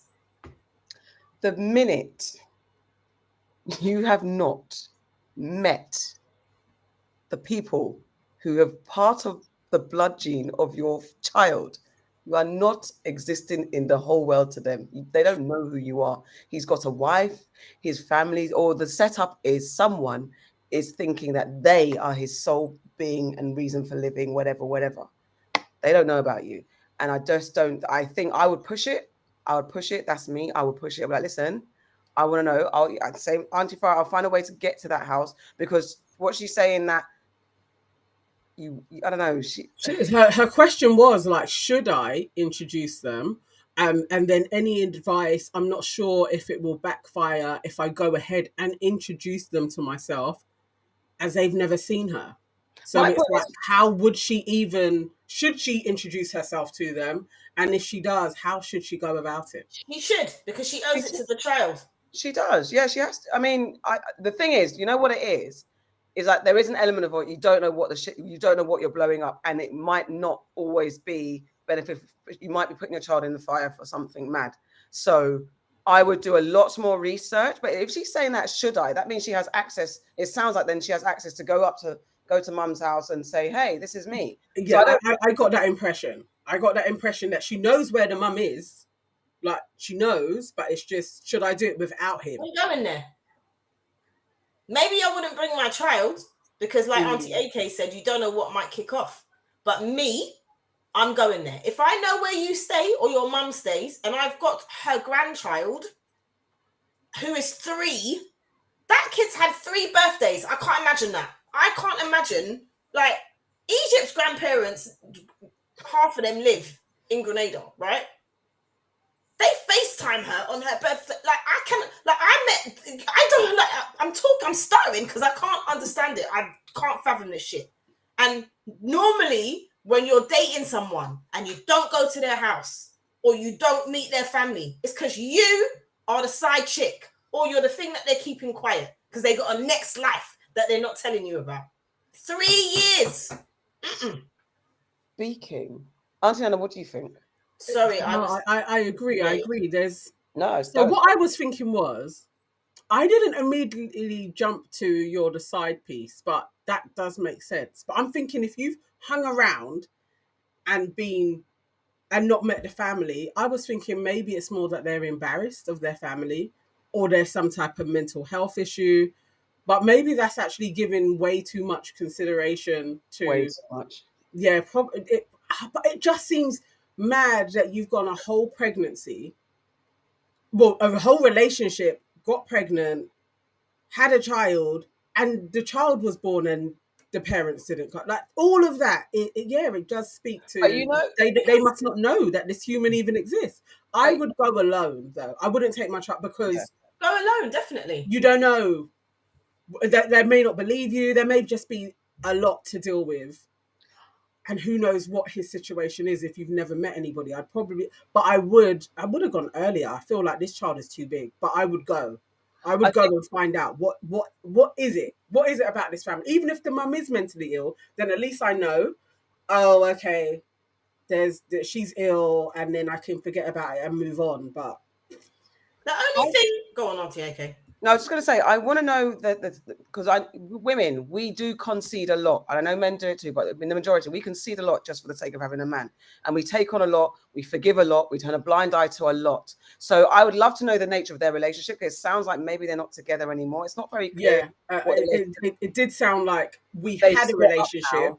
Yeah, and then had a child. I would love to know during their relationship what it was, because I know, like, I referenced the ex, the cheating motherfucking ex, who I never met his side of the family. I never got that far. And I knew he had kids, but I didn't.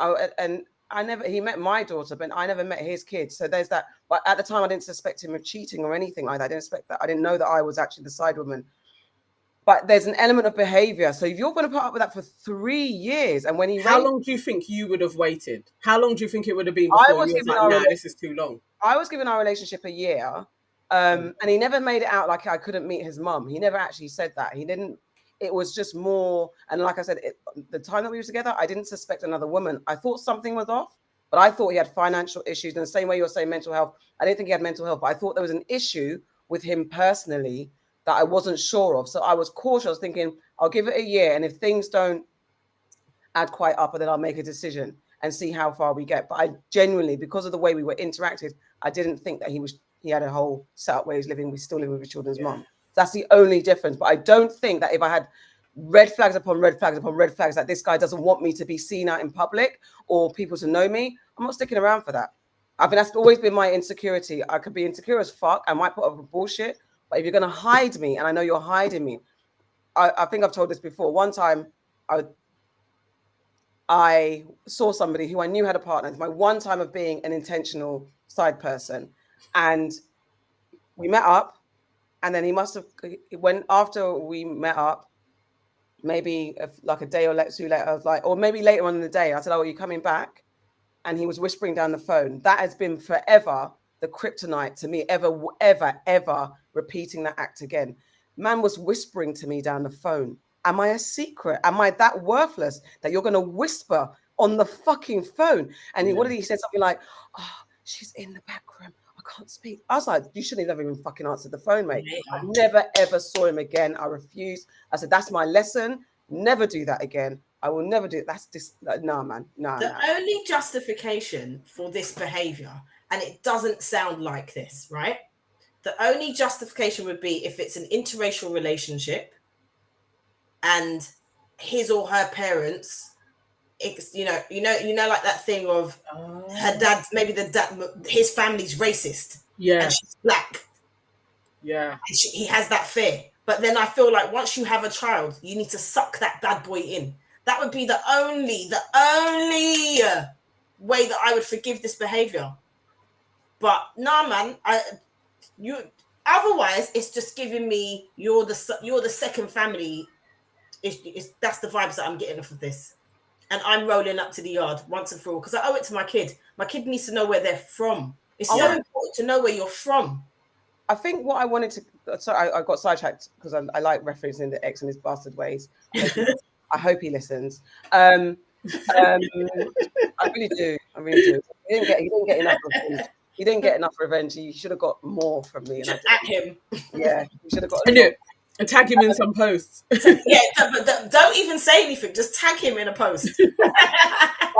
I was thinking that my whole point was what was the nature of their relationship? Because why is it she let him get away with not saying it for a year? Because I would be on him. She waited a year. She mentioned it and said it took about a year and he didn't bring it up again until she mentioned it again. So that makes me think she's a bit subservient. It makes me think that maybe she's possibly scared or she's a timid one in the relationship. Because I think anyone with a more forthright personality would be like, listen, what the fuck is going on?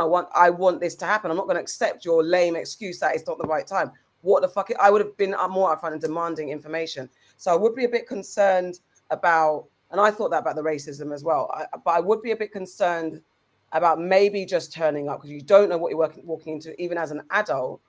But I want to know why she hasn't pushed him, because she hasn't, and what's the reason? It's probably exactly that. It's just a little bit of fear of the unknown, and lots of people, we're hopeful, aren't we? When somebody says they're going to do something, you kind of give them a little bit more grace to fulfill it. And maybe it could be a year in the grace period, like, because a month goes by, it's very easy to get caught up in, oh yeah, I understand why June wasn't good for him or July. And then before you know it, it's like, right, I made excuses for a whole year. She probably is at my child's getting bigger and it's getting further away from it even being a baby to present to another family. Now he's turning into toddler and he needs to know this side. Maybe it is a race thing, actually. It could be race. Also, why she's being held back a little bit more to presenting herself. If you already have they may be racist in your mind, you may hold back of presenting yourself and your child for the fear of the rejection. But that's mad. Again, people have to think about who they're laying down with. Bro, you've got to know this family. They may be flipping incestuous. If you've not even seen them, you don't even know what you've had a child with. Yeah, I'm not letting that off. We have to find a way to get through. It's just very interesting why she hasn't been more forceful. 3 years is a long time.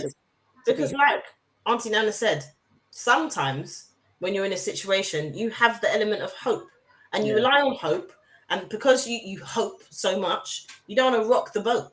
And not necessarily fair, but not fair in the sense of you're going to get bust up, but it's fair in the sense of if you rock the boat, your world might go up and it might not go the way that you want it to go.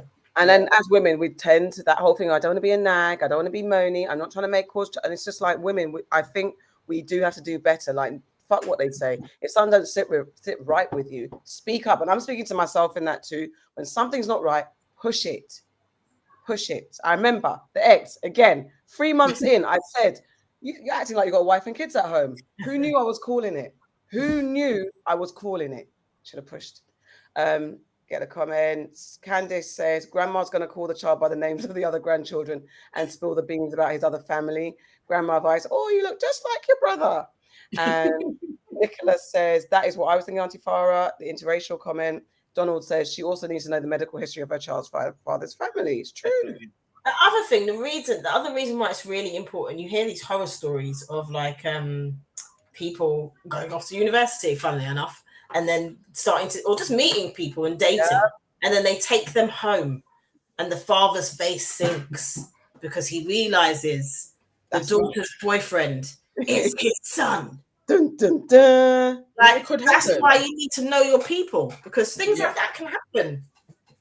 And then you've Definitely, got, definitely. what do they say? Cousins and cousins make dozens, isn't it? Mate. Did I tell you about the time in college when I fancied my first cousin for years? No. Did you not know it was your first cousin? No. You see what I'm Like saying? literally my That's your mum's first brother's cousin. kids. Yeah, first cousin. And this uncle, he has quite a few kids. There's like 22 children that he had. And Yeah. this was a part of the younger set that my mum actually brought to this country. And we never met them. So I knew my mum had brought some of my cousins to this country. We never saw who they were, didn't know their ages. This guy in college, the way I had the biggest crush on him, I would follow him around the building and sit in the library and watch him properly. Like I'm there, he's over there, and I'm watching him. One Does of he my look other like you? cousins. Yeah, he would just kind of look over like, why is this girl following me? No, Like, it really does was he talk look vibes, like you? Yeah, no, but does he actually look like you? No, he doesn't Okay. look like me. You know what? Kind of maybe actually. That's because sometimes like you're attracted to. Yeah, Yeah. there's. I definitely knew he was from Ghana. Yeah. So one of my other cousins, we all went to college together. There's a lot of cousins in the college. I told him because I saw him talking to him one day, and I was like, "Who's that dude? I really like him. Like, can you introduce us?" And he started laughing hysterically, and I was like, "Oh, is he not into black girls?" And he was like, "That's your cousin." Oh, I was like, "Who? How?" Like, because he's your cousin doesn't mean he's my cousin. I was really on the. I know he's from Ghana, and he was like, "No, that's Uncle D's son." And I was like, no, like it's not even a second cousin. I may have, at those times, I may have gone to a second cousin. But the way I liked him, I may have done that. But like, no, it's like, that's first cousin, that's proper blood.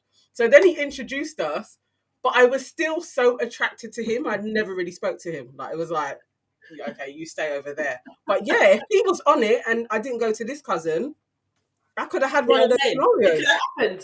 it Then could have your been kids could have had 10 flowers heads. in the attic. Did you say 10 hands? 10 heads. And you would have been like, I don't know what's happened. But yeah, Cousin and cousin make dozen. That's what happened. mate. Okay, all right. Let's move on to For the Culture. This is where we get into what's popping in the streets. We have, I don't know if you guys watched We Are Black and British, the BBC program about race. Did it do it? I watched it. Wireless Festival is about to take place across 3 locations. What's your thoughts on that? 3. That's what I said. 3 It's locations. 3 locations. I said 2, sorry. No, I said 3. No, my bad. Lent begins this Wednesday and ends in 6 weeks. Are you giving anything up? Do you observe it? World Book Day is this Thursday. What's your favorite book? And I don't know why this is here. I did that. With no I see context. With no context.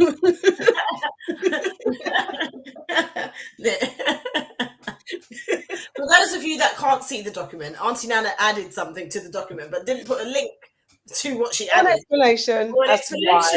explanation. It It was separate things as well, but she's put it like it's one. So what I added was, it was just like a simple question. Have any of you guys seen the Matt Hancock and Stephen Bartlett interview? Or have you seen the interview with ZZ Mills and Eddie Caddy? That was saw a clip.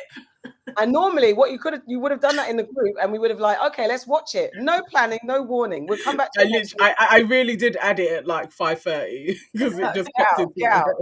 Let's go back. So we got let me ask you lot what your favorite book is, because it's World Book Day is this Thursday. Sorry, okay. I like to know. This is my favorite things. I'll go. My favorite books are book.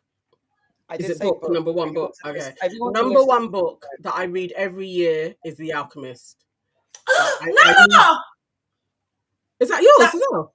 Nana? Okay.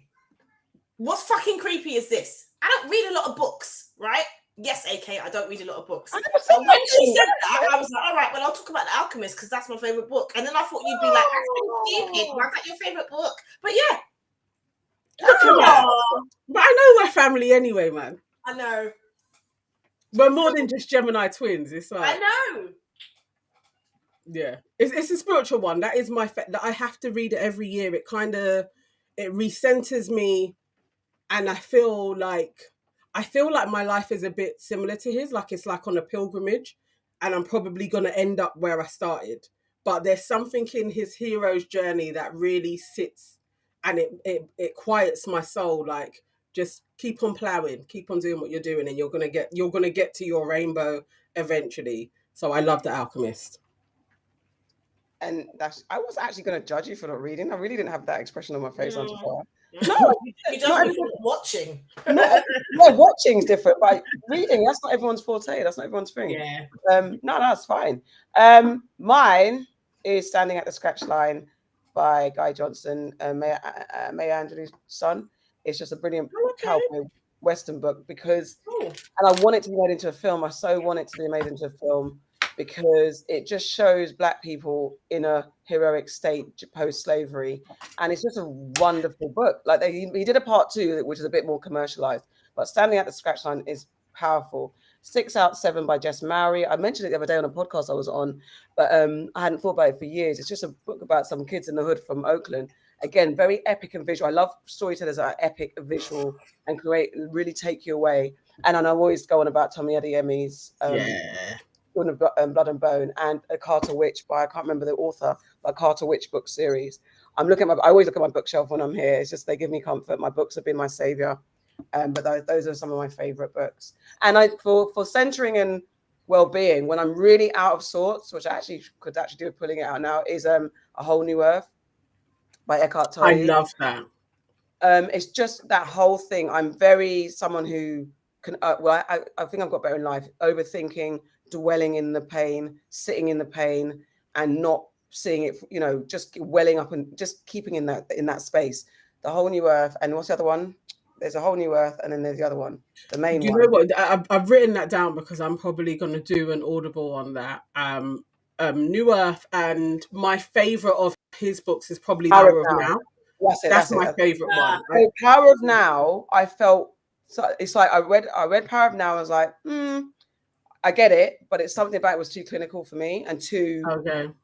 But then, so A Whole New Earth, it just spoke to me a lot in a different way. It's the same with Power of Now, but it's an evolution of our Power of Now. Yeah. And whenever I have my mind milling, I'm like, stop the noise, be now, focus on now, fuck all that backstory shit. Who are you now? What's happening now? Focus on what's happening. Be present.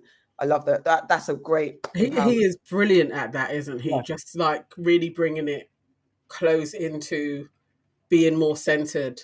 Yeah. And really getting into the present moment. I do love his books. His voice used to really be very clinical to me, but after I've listened to him so many times, it's like now I quite like his voice, how he talks. But it's weird. He's got such a weird voice. It's so unique. I met him through Oprah. I really said that Oprah introduced him to me. No, watching Oprah's show. Oh, where's Antonella gone? It's gone. Why? Because you lied. Because she said I met him through Oprah. She was like, lie. I will not be part of this before Oprah shuts us down. Exactly. That's what happened. She went. Candice, we might do something like that. We're going to look into me reading stories. Like I do love a book. You need to do you know what? If anyone's out there, I think that Auntie AK needs to do the voice for your book. I think that would be amazing. Oh no, I'm not good at voices and stuff. Reading. You don't have to do voices. I just mean you reading with your voice a book. I want to do that. I do like the idea. That would be cool. I'd listen to that. Actually, maybe not, because your voice actually does my head in. Where's Auntie Nan's come back? Well, we can. You look oh, thank you. You see, Auntie Farah. Auntie Shelley Osborne says, "Ladies, I must say, you all look fabulous tonight. Loving Auntie Farah's hairstyle. Cute. Thanks. I got rained on as well, so you don't even look rained on. You look cute. You look cute. Okay, whilst Auntie Nan is fixing herself, let's talk about Lent. Auntie Farah, are you going to give up anything for Lent this Wednesday? Probably. I don't know what yet. I haven't thought about it. I do if I remember on time, because I don't like, if I forget the actual day that it starts, I don't like starting after. So I probably will. And it needs to be something that makes a difference to me, because I don't eat a lot of things anyway, because my diet's mad. But so it has to be something that I actually might give up alcohol, because every year I usually give up alcohol in January for about 4 months. And I didn't do that this year because I needed the drink, let's face I'm about it. to say extenuating circumstances. Yeah, I actually needed the drink. But I think I might give up alcohol for Lent. Yeah, I think I will. That might be my one. My daughter's very good at giving up stuff for Lent. And she always picks something that is going to make her suffer. You know what? Your child, to speak to her god sister, big grown god sister who refuses. Every time I say to my daughter, "Are you giving up for Lent?" She says, "Nope." And she's more religious than I am. I've said you've turned into a heathen in your old age. I'm not necessarily religious, but for some reason Lent is where I'm always good. I have since being in Ghana, I have slipped off the ice wagon. I've been having little bottles of ice every night, so I've got to go back on the wagon. Ice is just so amazing. So I tried to get in. The kids, my daughter went to Sainsbury's yesterday to go, and I was like, get me some frozen water, get me some water so I can freeze it. So I have a last little hurrah before Lent. And she said there was none. So I'm literally going cold turkey so into Lent. So I'm going to try not to have ice for Lent because it's got a bit out of hand. Not out of hand because I'm only having one bottle a night, but it's still. But at night. Yeah, that doesn't matter. When? What difference does it make? Daytime, nighttime? It's night when you're lying down in your bed and you're going to go to sleep and then your chest is cold from the ice. Yeah, but it just tastes so fantastic. It doesn't matter. Man. It's not good for you.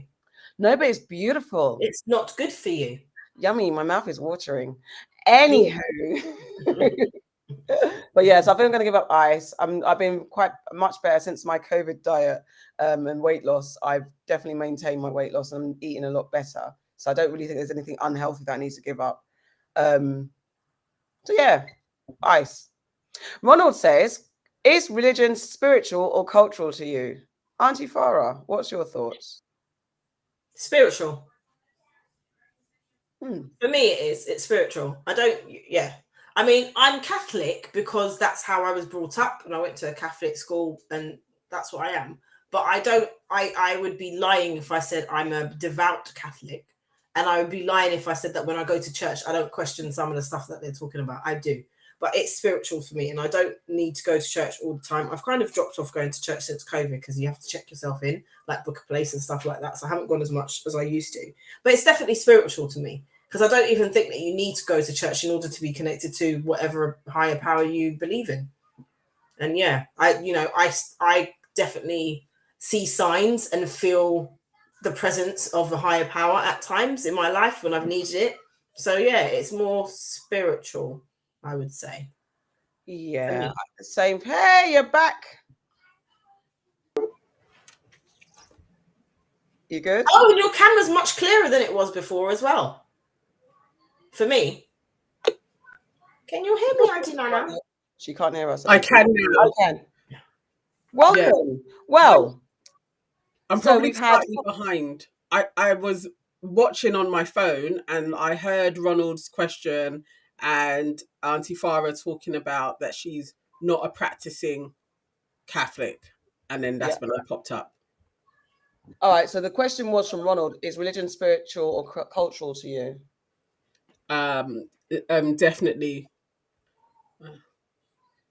religion.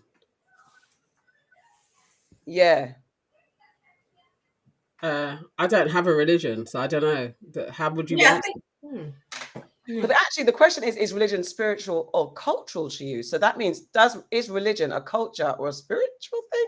Yeah. That's not necessarily, it's not asking if you are religious or cultural. Yeah. If it's cultural. And I think definitely Black people in general, religion is a culture as well.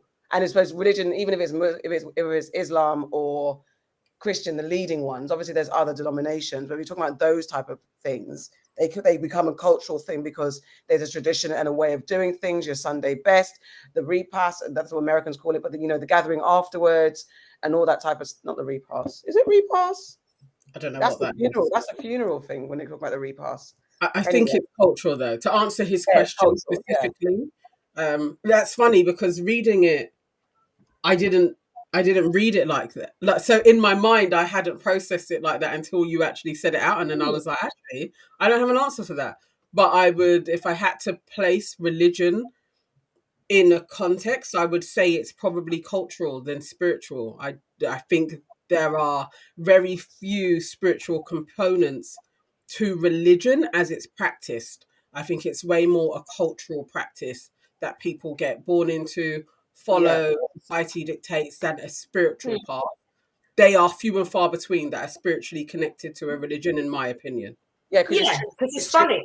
Yeah, go on. When you said it, I thought faith rather than religion. I said Catholic because that's why, I explained it. But faith to me is more spiritual than it is. Yeah. Cultural. And also, and being born into religion, you're right. You're not. Unless, I'm not speaking for everybody, but I know I was told I was Christian. I was told to go to church.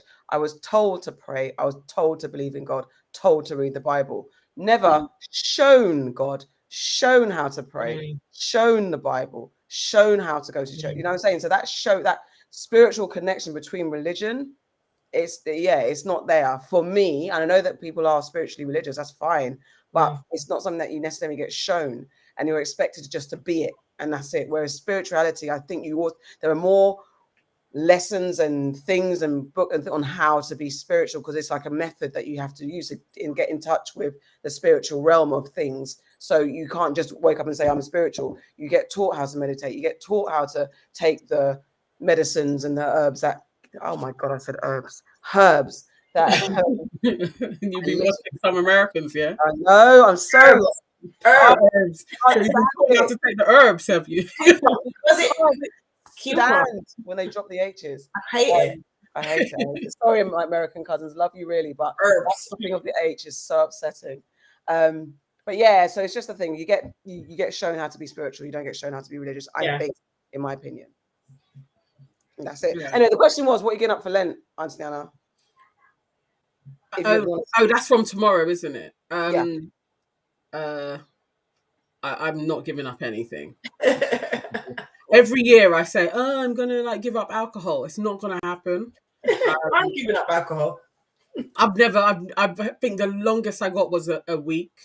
One time when I was like, I'm gonna give up alcohol, I did a week. Other than being pregnant, I haven't had a time where I've been able to successfully do it. So I'm not gonna put myself through that. I've done 6 months before. I was saying, the reason why I think I'm going to give it up for Lent is because usually every year I give it up from January for at least 3 months. Sometimes I do January until my birthday, so that's like January to May. That's a good. Yeah, I kind of like doing it, so I'm definitely giving it up for Lent. Oh shit, we're going out soon, isn't it? Yeah, we're literally going out next weekend. But maybe because I was thinking I don't. What are you giving? Oh, you're giving up ice. Yeah, I don't, because it's got bad since I was in Ghana. I was just like, I just need it. But also I was thinking about alcohol, because I haven't bought a bottle of wine. I do buy wine sporadically, so I'm thinking maybe I'll add on not buying drink at home, but not limiting myself when I go out. I don't really drink a lot when I go out. I know I'm going to an event tomorrow that's going to have drink. I know I'm going out on Thursday that's going to have drink. And next week there's going to be place. I'm not. Do you know what? I'm lying. I'm not giving up alcohol. I'm going to rephrase that, because I've got my leaving due. I'm definitely drinking when I leave. Like I've told everybody, I will be in the bar at 3:00. There's a lot happening. Then we've got going out, so I might twerk it a little bit or tweak it a little bit to I don't drink at home. Twerk it. That's the result of the drink. I might. I don't know. I have to revise it. I have to think about it then. Because I can't say bread or carbs, because I don't eat bread or I don't eat that shit anyway. So that's just really being lazy. My old school one was Chris, because I used to eat Chris like a whole monster. I'm going to go with that. Because I actually really am I set myself at the beginning of the year, by my birthday, by my 42nd birthday, I need to be back being a size 10. And I've not done anything to make that happen. So I think I will definitely give up McDonald's. Oh. Do you eat that much McDonald's? Because it's about once or twice a week I'll have McDonald's. Okay. Oh, okay. I'm going to give up sweets. That's what I'm going to do. Yeah, I'm going to do that. That's cheating as well, because I only really eat sweets when I'm at work, my current work, because they're just there. So I feel like that's cheating. But I'm going to give up. Like Nicholas says, if I was really going to sacrifice for Lent, I would give up watching Aunties Could Never. But don't do that. I mean, Nicola, why is that even a thought in your head? head? She's saying that would be the biggest sacrifice. She's saying that's a big sacrifice. Oh, okay. Oh, I like that then. But she's chosen not to, because she can't cope with not watching us or listening to us. It would be giving up alcohol instead. So I thank you, Nicola. Thank you, Nicola. Thank you. Thank you so much. Nicola. Moving on. I don't know. Wireless Festival. Are you going? Are you interested? Right. So Wireless Festival, I have a whole thing about this, yeah. Gosh. I actually quite like the lineup. Yeah. You know, there's some good people on there. Yeah. So part of me is like, oh, I wouldn't mind going to see some of these individuals. However, I decided to stop going to Wireless probably about 4 years ago. Yeah. Because it is just, I feel like a real auntie at Wireless. It's Mm. like, I am not, so this is not for me. I'm not supposed to be here. There's like 15-year-olds there. So I thought what I might do, I might just see, depending on how much it costs. I can't actually say what I might do because if someone watches this, they'll know what I'm talking about. So I have an idea. But I personally am not going to go to Wireless unless I can get VIP. That's me. I think if I can get a free ticket, if I can get VIP, and jerk it that way, I mean, that's it. Because I also don't care about anyone. I don't think. And what's the lineup? Who's on No, the the lineup. I think the lineup is great. Let's I so want to go to Finsbury Park because it's like I like festivals in Finsbury Park anyway. It feels homely to me. Yeah. And I do want to. I'm not going general population. I'm not hanging around young people. There's gonna be fights. It's long. They're gonna be feral as hell. Yeah. So I want to go VIP or with an artist. I don't actually know any of the artists going, but I do think if somebody just wanted to sponsor the aunties to go do some backstage stuff, Aunties live. Oh my God, we could chat to people. I think it would be a brilliant thing for Wireless to actually have that kind of cross-generational thing going on in their social media, and we'd be great at being facilitators of that. So definitely we should be a part of the Wireless kind of thing, and we should be backstage. I think we deserve it. We would be great backstage. I agree. Okay, so here's the lineup. So Ronald, the Wireless Festival is like whatever, you know, it's not Coachella levels, it's not Glastonbury levels, but it's another quite popular music festival that takes probably place. like similar to kind of Roots Picnic type of thing. No, I think that's a bit smaller and that's more niche. No, that's huge. Is it smaller? I'm saying, is it smaller than Wireless? No, equivalency in numbers, the Roots is probably the same as Wireless in numbers of people. Okay, cool. So remember, it's America. Yeah, okay, that's true. So you got A$AP Rocky, J. Cole, Tyler the Creator, Cardi B, SZA, Nicki Minaj, Dave, Cardi B, J. Cole. This is like the different days. Then you got 6 Lack, Ari Lennox, Baby, 6 Lack, Ari Lennox, Baby Keem, don't know who that is, Blast, see, Burna Boy, Central C, City Girls, D Block, Digga D, Doja Cat, Don Toliver, Giveon, Gunna, Jack Harlow, Jenny. Great. Summer Walker's at one of them as well. Yeah, so Summer Walker, Popcorn, Megan Thee Stallion, Little Sims, Giveon, Blast, 6 Lack, Slack, and it's Burna just Boy. Black. Yeah. Okay, but he's got a 6 there. Because he just has the copywriting and shit like that, but it's just Black. Okay. I actually thought it was 6 Lack. I thought he was doing that on purpose. But anyway, those, I mean, you know, I wouldn't mind. Even though I don't know, not my Cardi B, Dave and J. Cole, you know. Cardi B's actually really good to watch. No, sorry. Cardi B's fun. Nicki Minaj, not sure. Don't care. Not sure about it. J. Cole, I would love to see him again. He's fucking amazing. One of my favorite rappers. I think it would be so cool. I think it would be good. I do. I think it would be good, but I just can't do it. Anyway, so it's not the general population. I can definitely do it as a sponsored entity, VIP passes, and doing backstage stuff. Definitely. Yeah. Okay, let's see. That's the only way. All right, and finally, did you watch We Are Black and British? What do you think? I watched it, and it pissed me off. There's no like roundabout ways of saying it. There were some great moments, but overall, I found Lin May. I have to put it out there. I don't understand. She's quarter Pakistani, white, and black, and her name is Lin May. I thought she had Chinese in her. That baffled me. Does she not at all? At all. She doesn't have any. I was like, that's really weird. Is this a nickname? I wasn't sure. But she was irritating. And Dominique, I think I found a real soft spot for her trauma, because she's so right wing and anti-black, just because facing her blackness it's a sore point for her. It's really traumatic. So I kind of got to understand her a little bit more, but it was lacking in so much depth towards the black experience, being black and British, the tackling of black issues, having the only black female representative being Michelle was really annoying, because she was so stereotypical. Yeah, it was an annoying program. I didn't watch it. I have to watch it. Yeah, similarly, I found it annoying. I felt like what I found offensive is that you're taking black culture for fun and you're making it into a reality show. You're taking people to the countryside to sit in a mansion to then storm out and cry over every minute you're crying and saying, I'm leaving a conversation. This is not for solution, this is for drama. Our culture is not for drama and excitement. Nonsense. Absolute nonsense. I mean, there were definitely some elements. Some people said they got them talking outside of watching it, so there were jumping points and starting points for conversations. That's fine. I mean, you can get that from a lot of shows. Even the most stupidest show, you'll get some sort of conversation out of it. But I felt like, I mean, okay, I'm being very harsh, and I suppose I am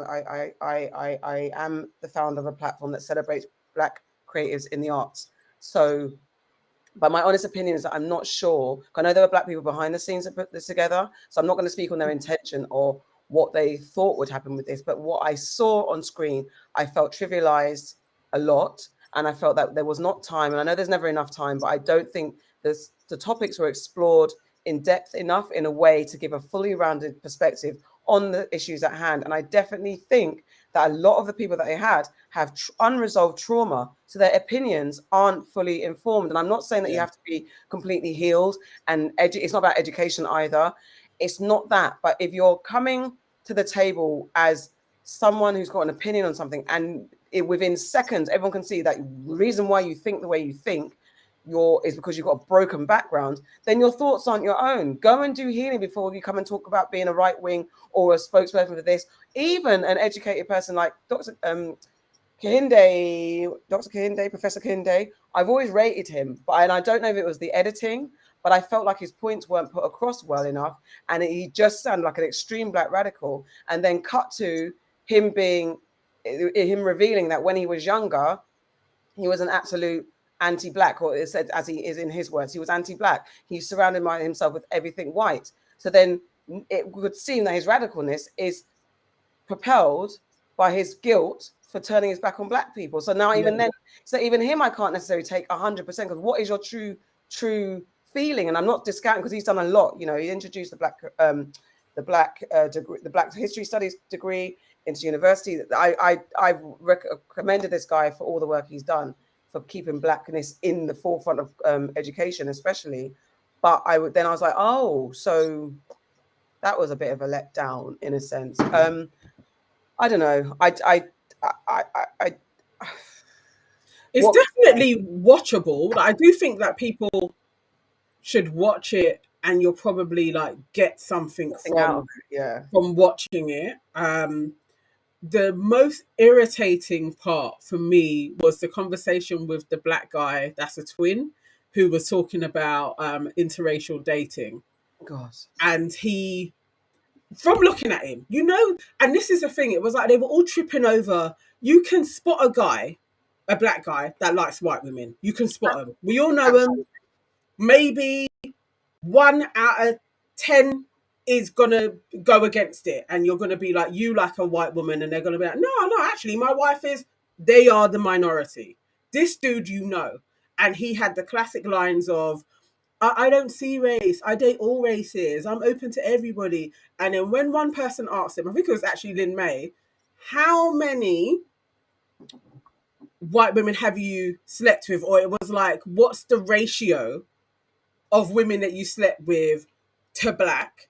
We're hearing crickets. And it's just like, it's okay if that's who you want to be with, that's your preference. But don't try and wholesale this as like, you know, there's no ramifications from being in an interracial relationship. Like it's just all it's going to be all a bed of roses and love is just about who you're attracted to. It's unrealistic. And it was annoying me that they were like kind of pushing this sideline alternative to like painting pro-black as that's unrealistic, and how he is more realistic in today's society and there's no ramifications to it. It was that segment. I was like, what is this agenda that you're really trying to push? There was no counterbalance to it other than his twin coming in, who was still a bit PC, but had the point of view of there's benefit. You've lost your sound. We've lost your sound. Can you hear me now? You're low again. You're still low. It's like you knocked the jack out of your microphone or Yeah. something. Yeah, you're back. Are you back? Speak. No, you're not. I'm not back? Yeah. Yeah, it's like he was still half saying there's benefits to a monoracial relationship, but we're still on his twin side, like, but you know, love is love, and you can love whoever you want. It was just really, I think it was sloppily done. And then again, Michelle got in there, first saying, I would like to be with a black man. Then by the end of it was like, yeah, I'm taking that back because this white man that I met on this dating thing, he's really sexy. And to me, he was like any old white dude. Like, it was just, it pissed me off. It was trivializing what should have been a really good show for the BBC to put on. And yeah, and I think it's something about getting the pundits that I mean, Auntie Farah, when you watch it, you can draw your own opinions, but it's like, who is the spokesperson for black? And when it goes onto mainstream TV, it has to be so strategic, but you don't want to roll out the Afia Hirsches and the Akalas and the same old. But at the same time, you know that, and you know, I'm struggling to think of anybody else, even like a Diane Abbott, and just mix it up, people that could potentially give a conversation, even get some different influence, maybe get Nella Rose and get her experience. You didn't have anyone like that. That's true. Have somebody else that could give it like a more grounded experience. You went for influencers, you went for someone who's a bit controversial, but you went, oh, they're controversial. But none of them really brought anything to the table. Apart from the guy who is from the LGBTQ community. And what was understandable is his experience. He's giving him space to breathe and talk about his experiences, but they gave him more space and room to speak about his experiences from a more sensitive position than any other topic, I think. So it was like, and it's rightly so, but then it kind of this show leaned on the tropes of black community being homophobic, and racist, and the aggressive black woman. Because Michelle, for those who don't know, she's a roundaway chick. She's a roundaway chick. She's a single mother whose son who'd been arrested, and so she's like chicks that we all know. They're in our friendship group. She do the lashes. I think she's got a bit of a BBL. I don't know. I'm just making like her. She's just a roundaway chick that we all know very, very well, and she's fine in context. However, she fit a stereotype and a narrative, and especially in that conversation about dating black, what they had her on. Again, they positioned her as being quite confrontational to the guy who doesn't date black women. She's like, you would never date someone like me. And then she was like, I want a guy who's a doctor. I want a guy who's a footballer who makes money. And it's like, that's all you're leaning on Michelle. And actually, Michelle's got a lot of insight into what our lives are as black women as well. So let me, for people that don't know, and like I don't know, explain to me where these people are. So it's I understand that it's 6 black people that they've spoken to, but what's the actual concept? Where are they? So basically, they've taken these 6 black people. So they've got, I can't remember everyone's name. You've got someone who's one of the guys is a gay black rapper. You've got the guy who's a doctor, and he's a Nigerian guy who's a doctor, grew up in the Cotswold or something, and he's talking about not dating, dating and all that type of stuff. He's a doctor. You've got Dominique, who's a right wing. Her name's Dominique Tagon or Dominique Samuels. She's a well-known, on the rise, kind of right-wing aligning black British. She's kind of like the UK's Candice Owens. I think she's modelling herself. I was just going to say she liked Candice. Yeah. Okay. So and then you've got Lynn May, who is self-appointed spokesperson of controversy. She originally came to fame as one of the girls who was turned away from District. No, with a group of girls. Where are they? I'm more interested in the. They're in the. Sorry. They're in the Cotswold or something. They've gone to not the Cotswold. They've been taken to some country mansion. They're in a country house. in a country house, and what are they interviewing them individually, or is it No, like they have to have group discussions. So it's just but basically, they'll go around each individual person. Each individual person gets a section. So it will be, so I'm on the show. I will give you a little insight into me, and I will say, I'm a queer. This is how I grew up. Da, da, da, da, and my beliefs are that all Black people should go back to Africa. Discuss, and so that the rest of the group will discuss it, and then you'll come together and have a group discussion with everyone in the room, and then it's just about how they get to the root of the question asked, question posed. And it, sometimes it was, they did things like go to a school. Who was it that talked about the racism in schools? Is Kehinde, was it? Or yeah. So that was Hinde's, like, his thing, that he wants to change how racism is taught in schools, how it's dealt with, and how you should like infuse it into history all year round, because it's Black history is all history basically. So that was his example. It just sounds like to me that if they want to know about the Black British experience and being Black in British, they should have actually, maybe than talking to people who are influencers, actually gone out to the streets and found people and discussed it with them. Because that obviously probably would have made a better show. Yeah, well, this is my thing, because obviously if you're an influencer or you're a doctor, or whilst your experiences are valid, maybe mix it up with having just Joe Public in there as well, because the experience of the doctor who grew up in the Cotswolds, or wherever it is that you said, is going to be it's going to be very different to somebody who's growing up in a low income family in London. Yeah, it'll be very different. So maybe that's what they should have talked about. It's that thing, because Auntie, you and I, Auntie Farah, and even Anna, you've got experience creating a show, putting a program together. It's that whole thing of who's going to draw the numbers and who's. But these, like, everyone they picked isn't necessarily a numbers drawer. So you could have got really. And I'm not saying, like I said, that I know there was a black exec producer and there was Black people on the creative team of this at the BBC. So I'm definitely not putting you guys down, because I understand what it takes to get a show like this off the ground. I know you've got to get it through a lot of commissioners and people to agree. So pulling these things together is difficult. It's very hard to get a show like this off the ground. So I commend everyone that even had the thought to bring it together. However, that whole thing, and that's TV at large, relying on the people, the numbers or influencers, or not getting the right people to speak. That's a problem. And when you're taking sensitive issues, especially like Black culture, what it means to be Black and British, you can't just treat it trivially. And I don't know, I really don't want to disparage anyone who made it, but I didn't like the show. No, I'm not. But I just think if we talk about a lot of times that there are people in this country, because we are the minority in this country, right? So there are people in this country who don't actually know any Black people or brown people, ethnic minorities. They don't know them. So then if that's their introduction, exactly, I suppose that for me is what the issue is. Yeah, that's your introduction to these people, and then you're going to base all your facts, because there are people that watch things on TV and that's factual now. That's how everyone is.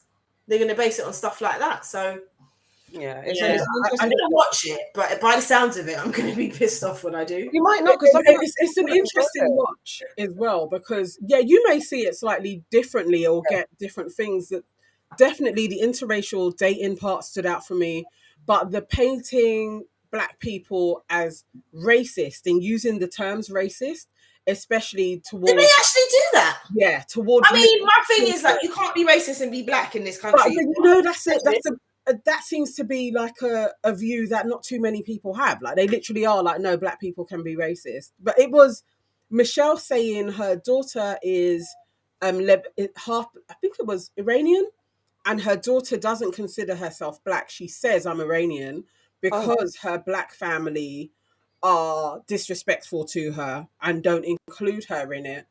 And I was like, okay, these are issues within families, definitely. But to label it like it's racism against her and not giving a context into who you had a child with, maybe they didn't like that man. Like, there's always lots of different things that go into family dynamics. Or shadism in there as well. But it wasn't talking about, it was literally like, they don't like her, so she doesn't like going out. And it's like, I wouldn't say your experience is the norm in family settings, but because you're talking about it and nobody countered it with any questions, it then starts to build a narrative. Then you have Lin May talking about her family, and she was born in Barbados, but then she's talking about her Caribbean family, kind of when she says things and being like, oh, that's probably from your white side.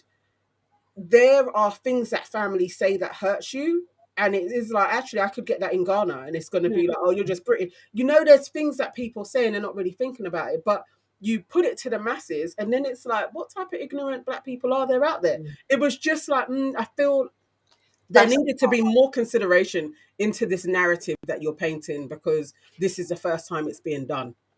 And it's like, actually, I don't think these are scenarios that are mainstream. It could just be your family's a bit like that. And that's the thing. I think there's not enough time in this show. And someone said it was a 4-parter. It's actually a 2-parter. Yeah. I'm going to cram all of that into like an hour and 2 hours of a show. That's where I'm like, I think maybe this is their way of taking something like, what was the ITV, the Channel 4 show? Oh, like Unapologetic? No, I don't even mean High Life. Like, of taking something like High Life and feeling like they need to, make it into like a documentary and focus on it more, because High Life didn't really show stuff. Do you think it's their way of doing that?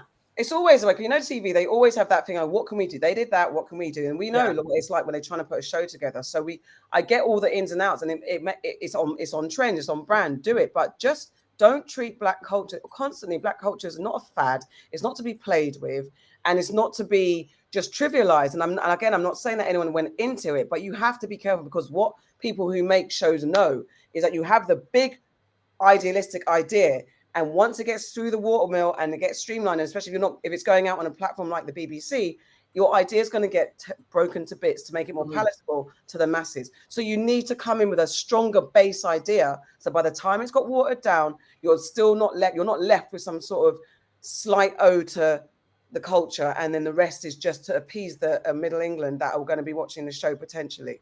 That's not cool. That's not cool. Because you won't, and again, we don't want to fall to the stereotypes and stuff, but you wouldn't do that to certain other communities in that way. At all. It's not just one particular community. There's a few marginalized communities that they will not do that to. But here we go.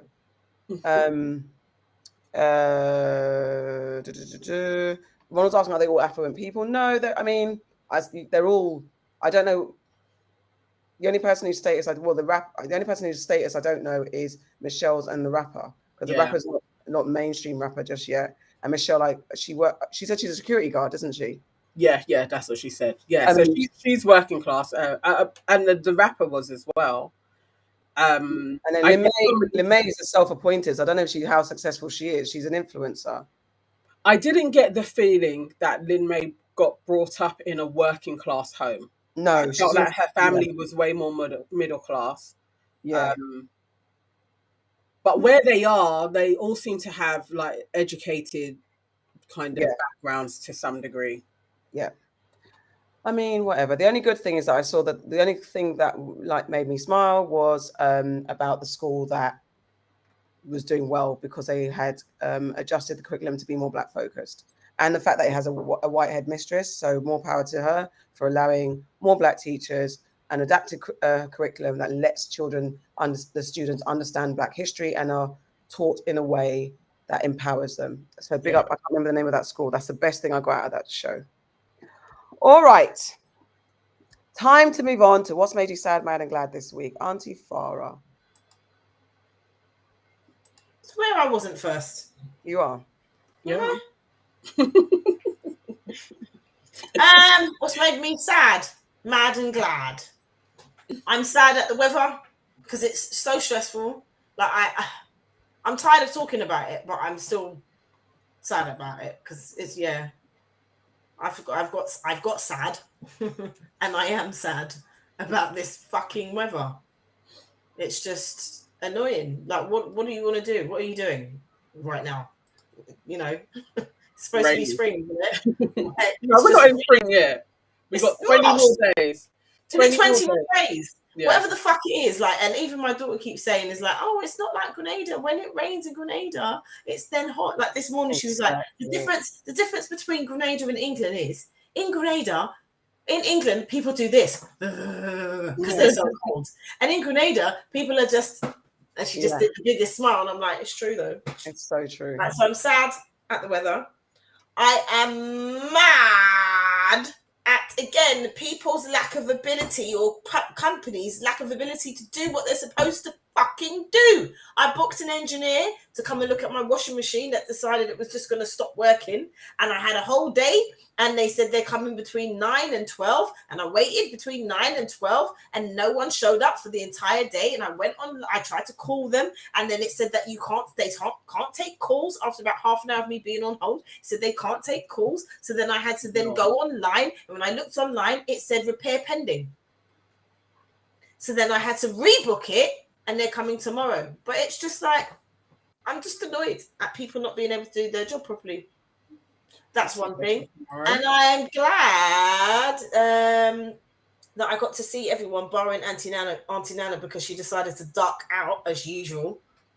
Like, we had a little Santorini reunion, +1, which was fantastic on Saturday. All the girls got together and we went out. And Auntie Nana had the big talk of, I'm coming. Yeah. Watch me get guest list. I'm coming. And the only place she came and went was to sleep. I'm glad you kept it PC there. I know, I was trying to say something else. No. Okay, Auntie Nana, what's made you so glad? Sad this week was really sad on Sunday. Skibbity passed away, and Skibbity is like one of my fave jungle MCs. Just an amazing MC. When you'd go to a jungle rave, I started going to jungle raves when I was like 16, and he was one of the first MCs up on stage where I was just like, this guy is amazing. A little while afterwards, I found out he was from Ghana as well, so he even went up even further. It was like, oh, this guy's a god. He's just so brilliant. And hearing that he passed at just like 47 years old, that really shocked me on Sunday. But I have so many great memories of him on the mic at Jungle Rave, so R.I.P. to Skibbity. My mad is just the full-on media propaganda around Ukraine. It's just been a bit too full-on and really condescending, all of the cons, and a bag of fuckeries as well. It's just been very annoying. My glad is I'm thoroughly happy that my best friend Jessica is back in the UK for like 9 days, and so I'll get to squidge her cheeks before she goes back to Jamaica. I'm really glad about that. I'm also sad that I did miss the Saturday to spend with you guys, because I was absolutely Billy Big Bollocks and was like, look, I know the AGS guys, I can get guest list. I did get guest list. I wasn't able to get the table, but I did get guest list. And then when it came to about 9 o'clock on the Saturday, I was like, I'm not going. Can't be asked to do my hair. Can't be asked to do makeup. I can't be asked to get ready to go out. And I went to bed. And yeah, this is my life at the moment. It really is 50-50 if I'm going to go out somewhere. Sometimes I turn up, sometimes I don't. But it looked very fun. And then I did regret it when I saw all of the pictures, because you all looked so fire. And I had quite a nice dress planned. And I was like, oh, you should have just got your big girl pants up and gone and joined in. But yeah, I'm sorry. Oh dear. Auntie Auntie what made her sad, mad and glad, and you can guess what made me mad. Sad, definitely, like the jungle era. For those of you who don't know, jungle is a derivative of drum and bass music. During the 90s, it was the music, the cultural music that most black folks, and of course white folks, but it was dominant in our culture and our mood. Auntie Farah and I were in college at the time together, and we'd go to every single jungle rave going. And I was a jungle dancer, so I have strong memories of being on stage with Skibbity and his counterparts, Shabba, and just, you know, it's mad. And just because we on the back of losing Jamal, and then within a week we had this news. It wasn't cool to hear. Much love and condolences to his friends and family and close ones. So I'm very mad about the pending war, whatever the hell is going on. And again, likewise, the ridiculous propaganda around it. Just leave us alone. Just put your dicks away. Just allow it. And just on Saturday, I was just stuck in stupid diversions. I kept choosing the wrong mode of transport to get to places. It just took me long to get places. That made me mad. And Auntie Nana, not really mad, just like, You could have just come out. But I also get it. But I was like, you just could have come out. And I'm glad. So I am glad that I went out with the girls. It's been so long. A lot of us haven't seen each other since before. I hadn't seen my other extended family of girls since before Christmas. So it was really good to see everybody and shake a leg. Yeah, I'll leave it at Was that. the music good and Slightly stuff? mad at the bar staff, though. I'm just going to add that. Sorry. Oh, yeah. I literally was at the bar for about 45 minutes, I think, maybe. Oh, serious? Yeah, and it was so bad that in the end, I just said to everyone, just tell me what you want, and I'll put it on my one card, because I literally cannot wait for everyone to do their individual orders. Let's just do this shit, and then you work it out after. Because getting their attention, there was 2 bar staff for like 600 people. Yeah, it was dumb. It was just dumb. It was so dumb. And I forgot to say, I didn't even get to tell you, Auntie Farah or Auntie Nana. We were in the queue. Auntie Charlotte and I went to get a drink, and I was behind her. She was in front, and I was behind her. And some man came up and decided that he was coming, and I could see what he was doing, and he pissed me off from when he was sliming his way over. Put his arm around Auntie Sade's waist and kind of like was caressing her side. So I took his hand and removed it, and I said, "Listen, you don't need to do that." And then he didn't do anything per se. And then I think he kind of leant on her, put his hand on her shoulder, and it was so sleazy that. Obviously, Auntie Shadi can handle herself, but it pissed me off so much. I was like, you don't need to, you know. And she was like, respectfully, could you get, she said it politely, can you get off me? Yeah. And the bar was packed, but not to the point where your shoulder to shoulder. And even then, there was no need for a stranger to put his whole arm around anyone's waist and be like, yeah, like he was so chuffed with himself. It was just so disgusting. And it was so in that moment, like, why? And I know I'm older, and I'm a lot more feminist than I was when I was younger. But just seeing that play out, it enraged me. It made me feel sick. And I was like, my friend's being violated. And I know, guys, you might not see the depth of it. But it was so disgusting that this guy felt. And then what he did was classic about turn, burying us, cussing us. No. Whole time. And I was arguing. Are you being serious? Is this when you were at the bar and I came after? You know, it's a good thing that I didn't, because there were 2 points where at first I was like, where are you lot? I'm going to go to the bar and find you. But that was not long after I had come back from the bar. So I started thinking, I don't want to go and be there again for 45 minutes. But then when you weren't there for a long time, then I came back. It's a good thing, because I feel like wow. And that's an over 28.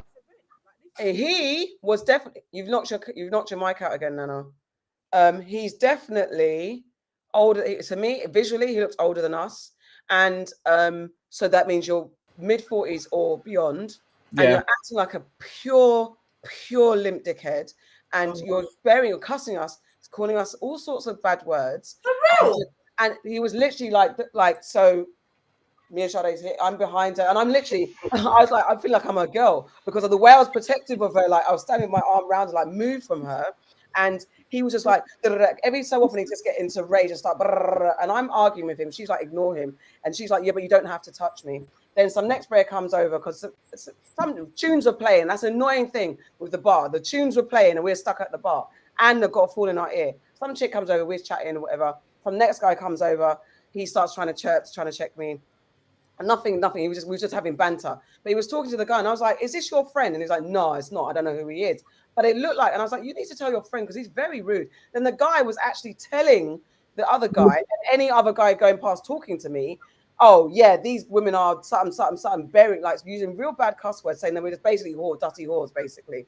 He was gunning us. I've seen guys act up, but this was like, what the hell is wrong with you tramp?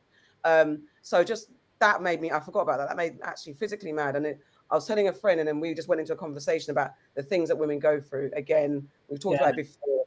Just saying no to a guy, or just, guys, please, you have no right to touch a woman. It's not whether you think you're God's gift. You don't know. You might be my knight in shining armor. In that moment, do not put your hand on anyone's body. Just don't do it. And he didn't just touch her shoulder. He put his arm around her whole fucking waist and was slightly caressing it. Oh that's my God. sleazy. Proper sleazy. Sleaze. And then this is what I hate as well. You tell him, don't touch me. And your reaction is, you're a this, you're a that, Yeah. you're a da. That's like back in the day when boys would chirp you, and I'm saying boys would chirp you, and you'd say no thanks, and they say, you're a lesbian, you're a this, Yeah. or what? Or Because I you don't agree like you. anyway, but you was actually And so what if I was? Oh. You know, like my point is, I'm allowed to say no to you. I'm allowed without you having this reaction. Anyway, that's a whole discussion for another show.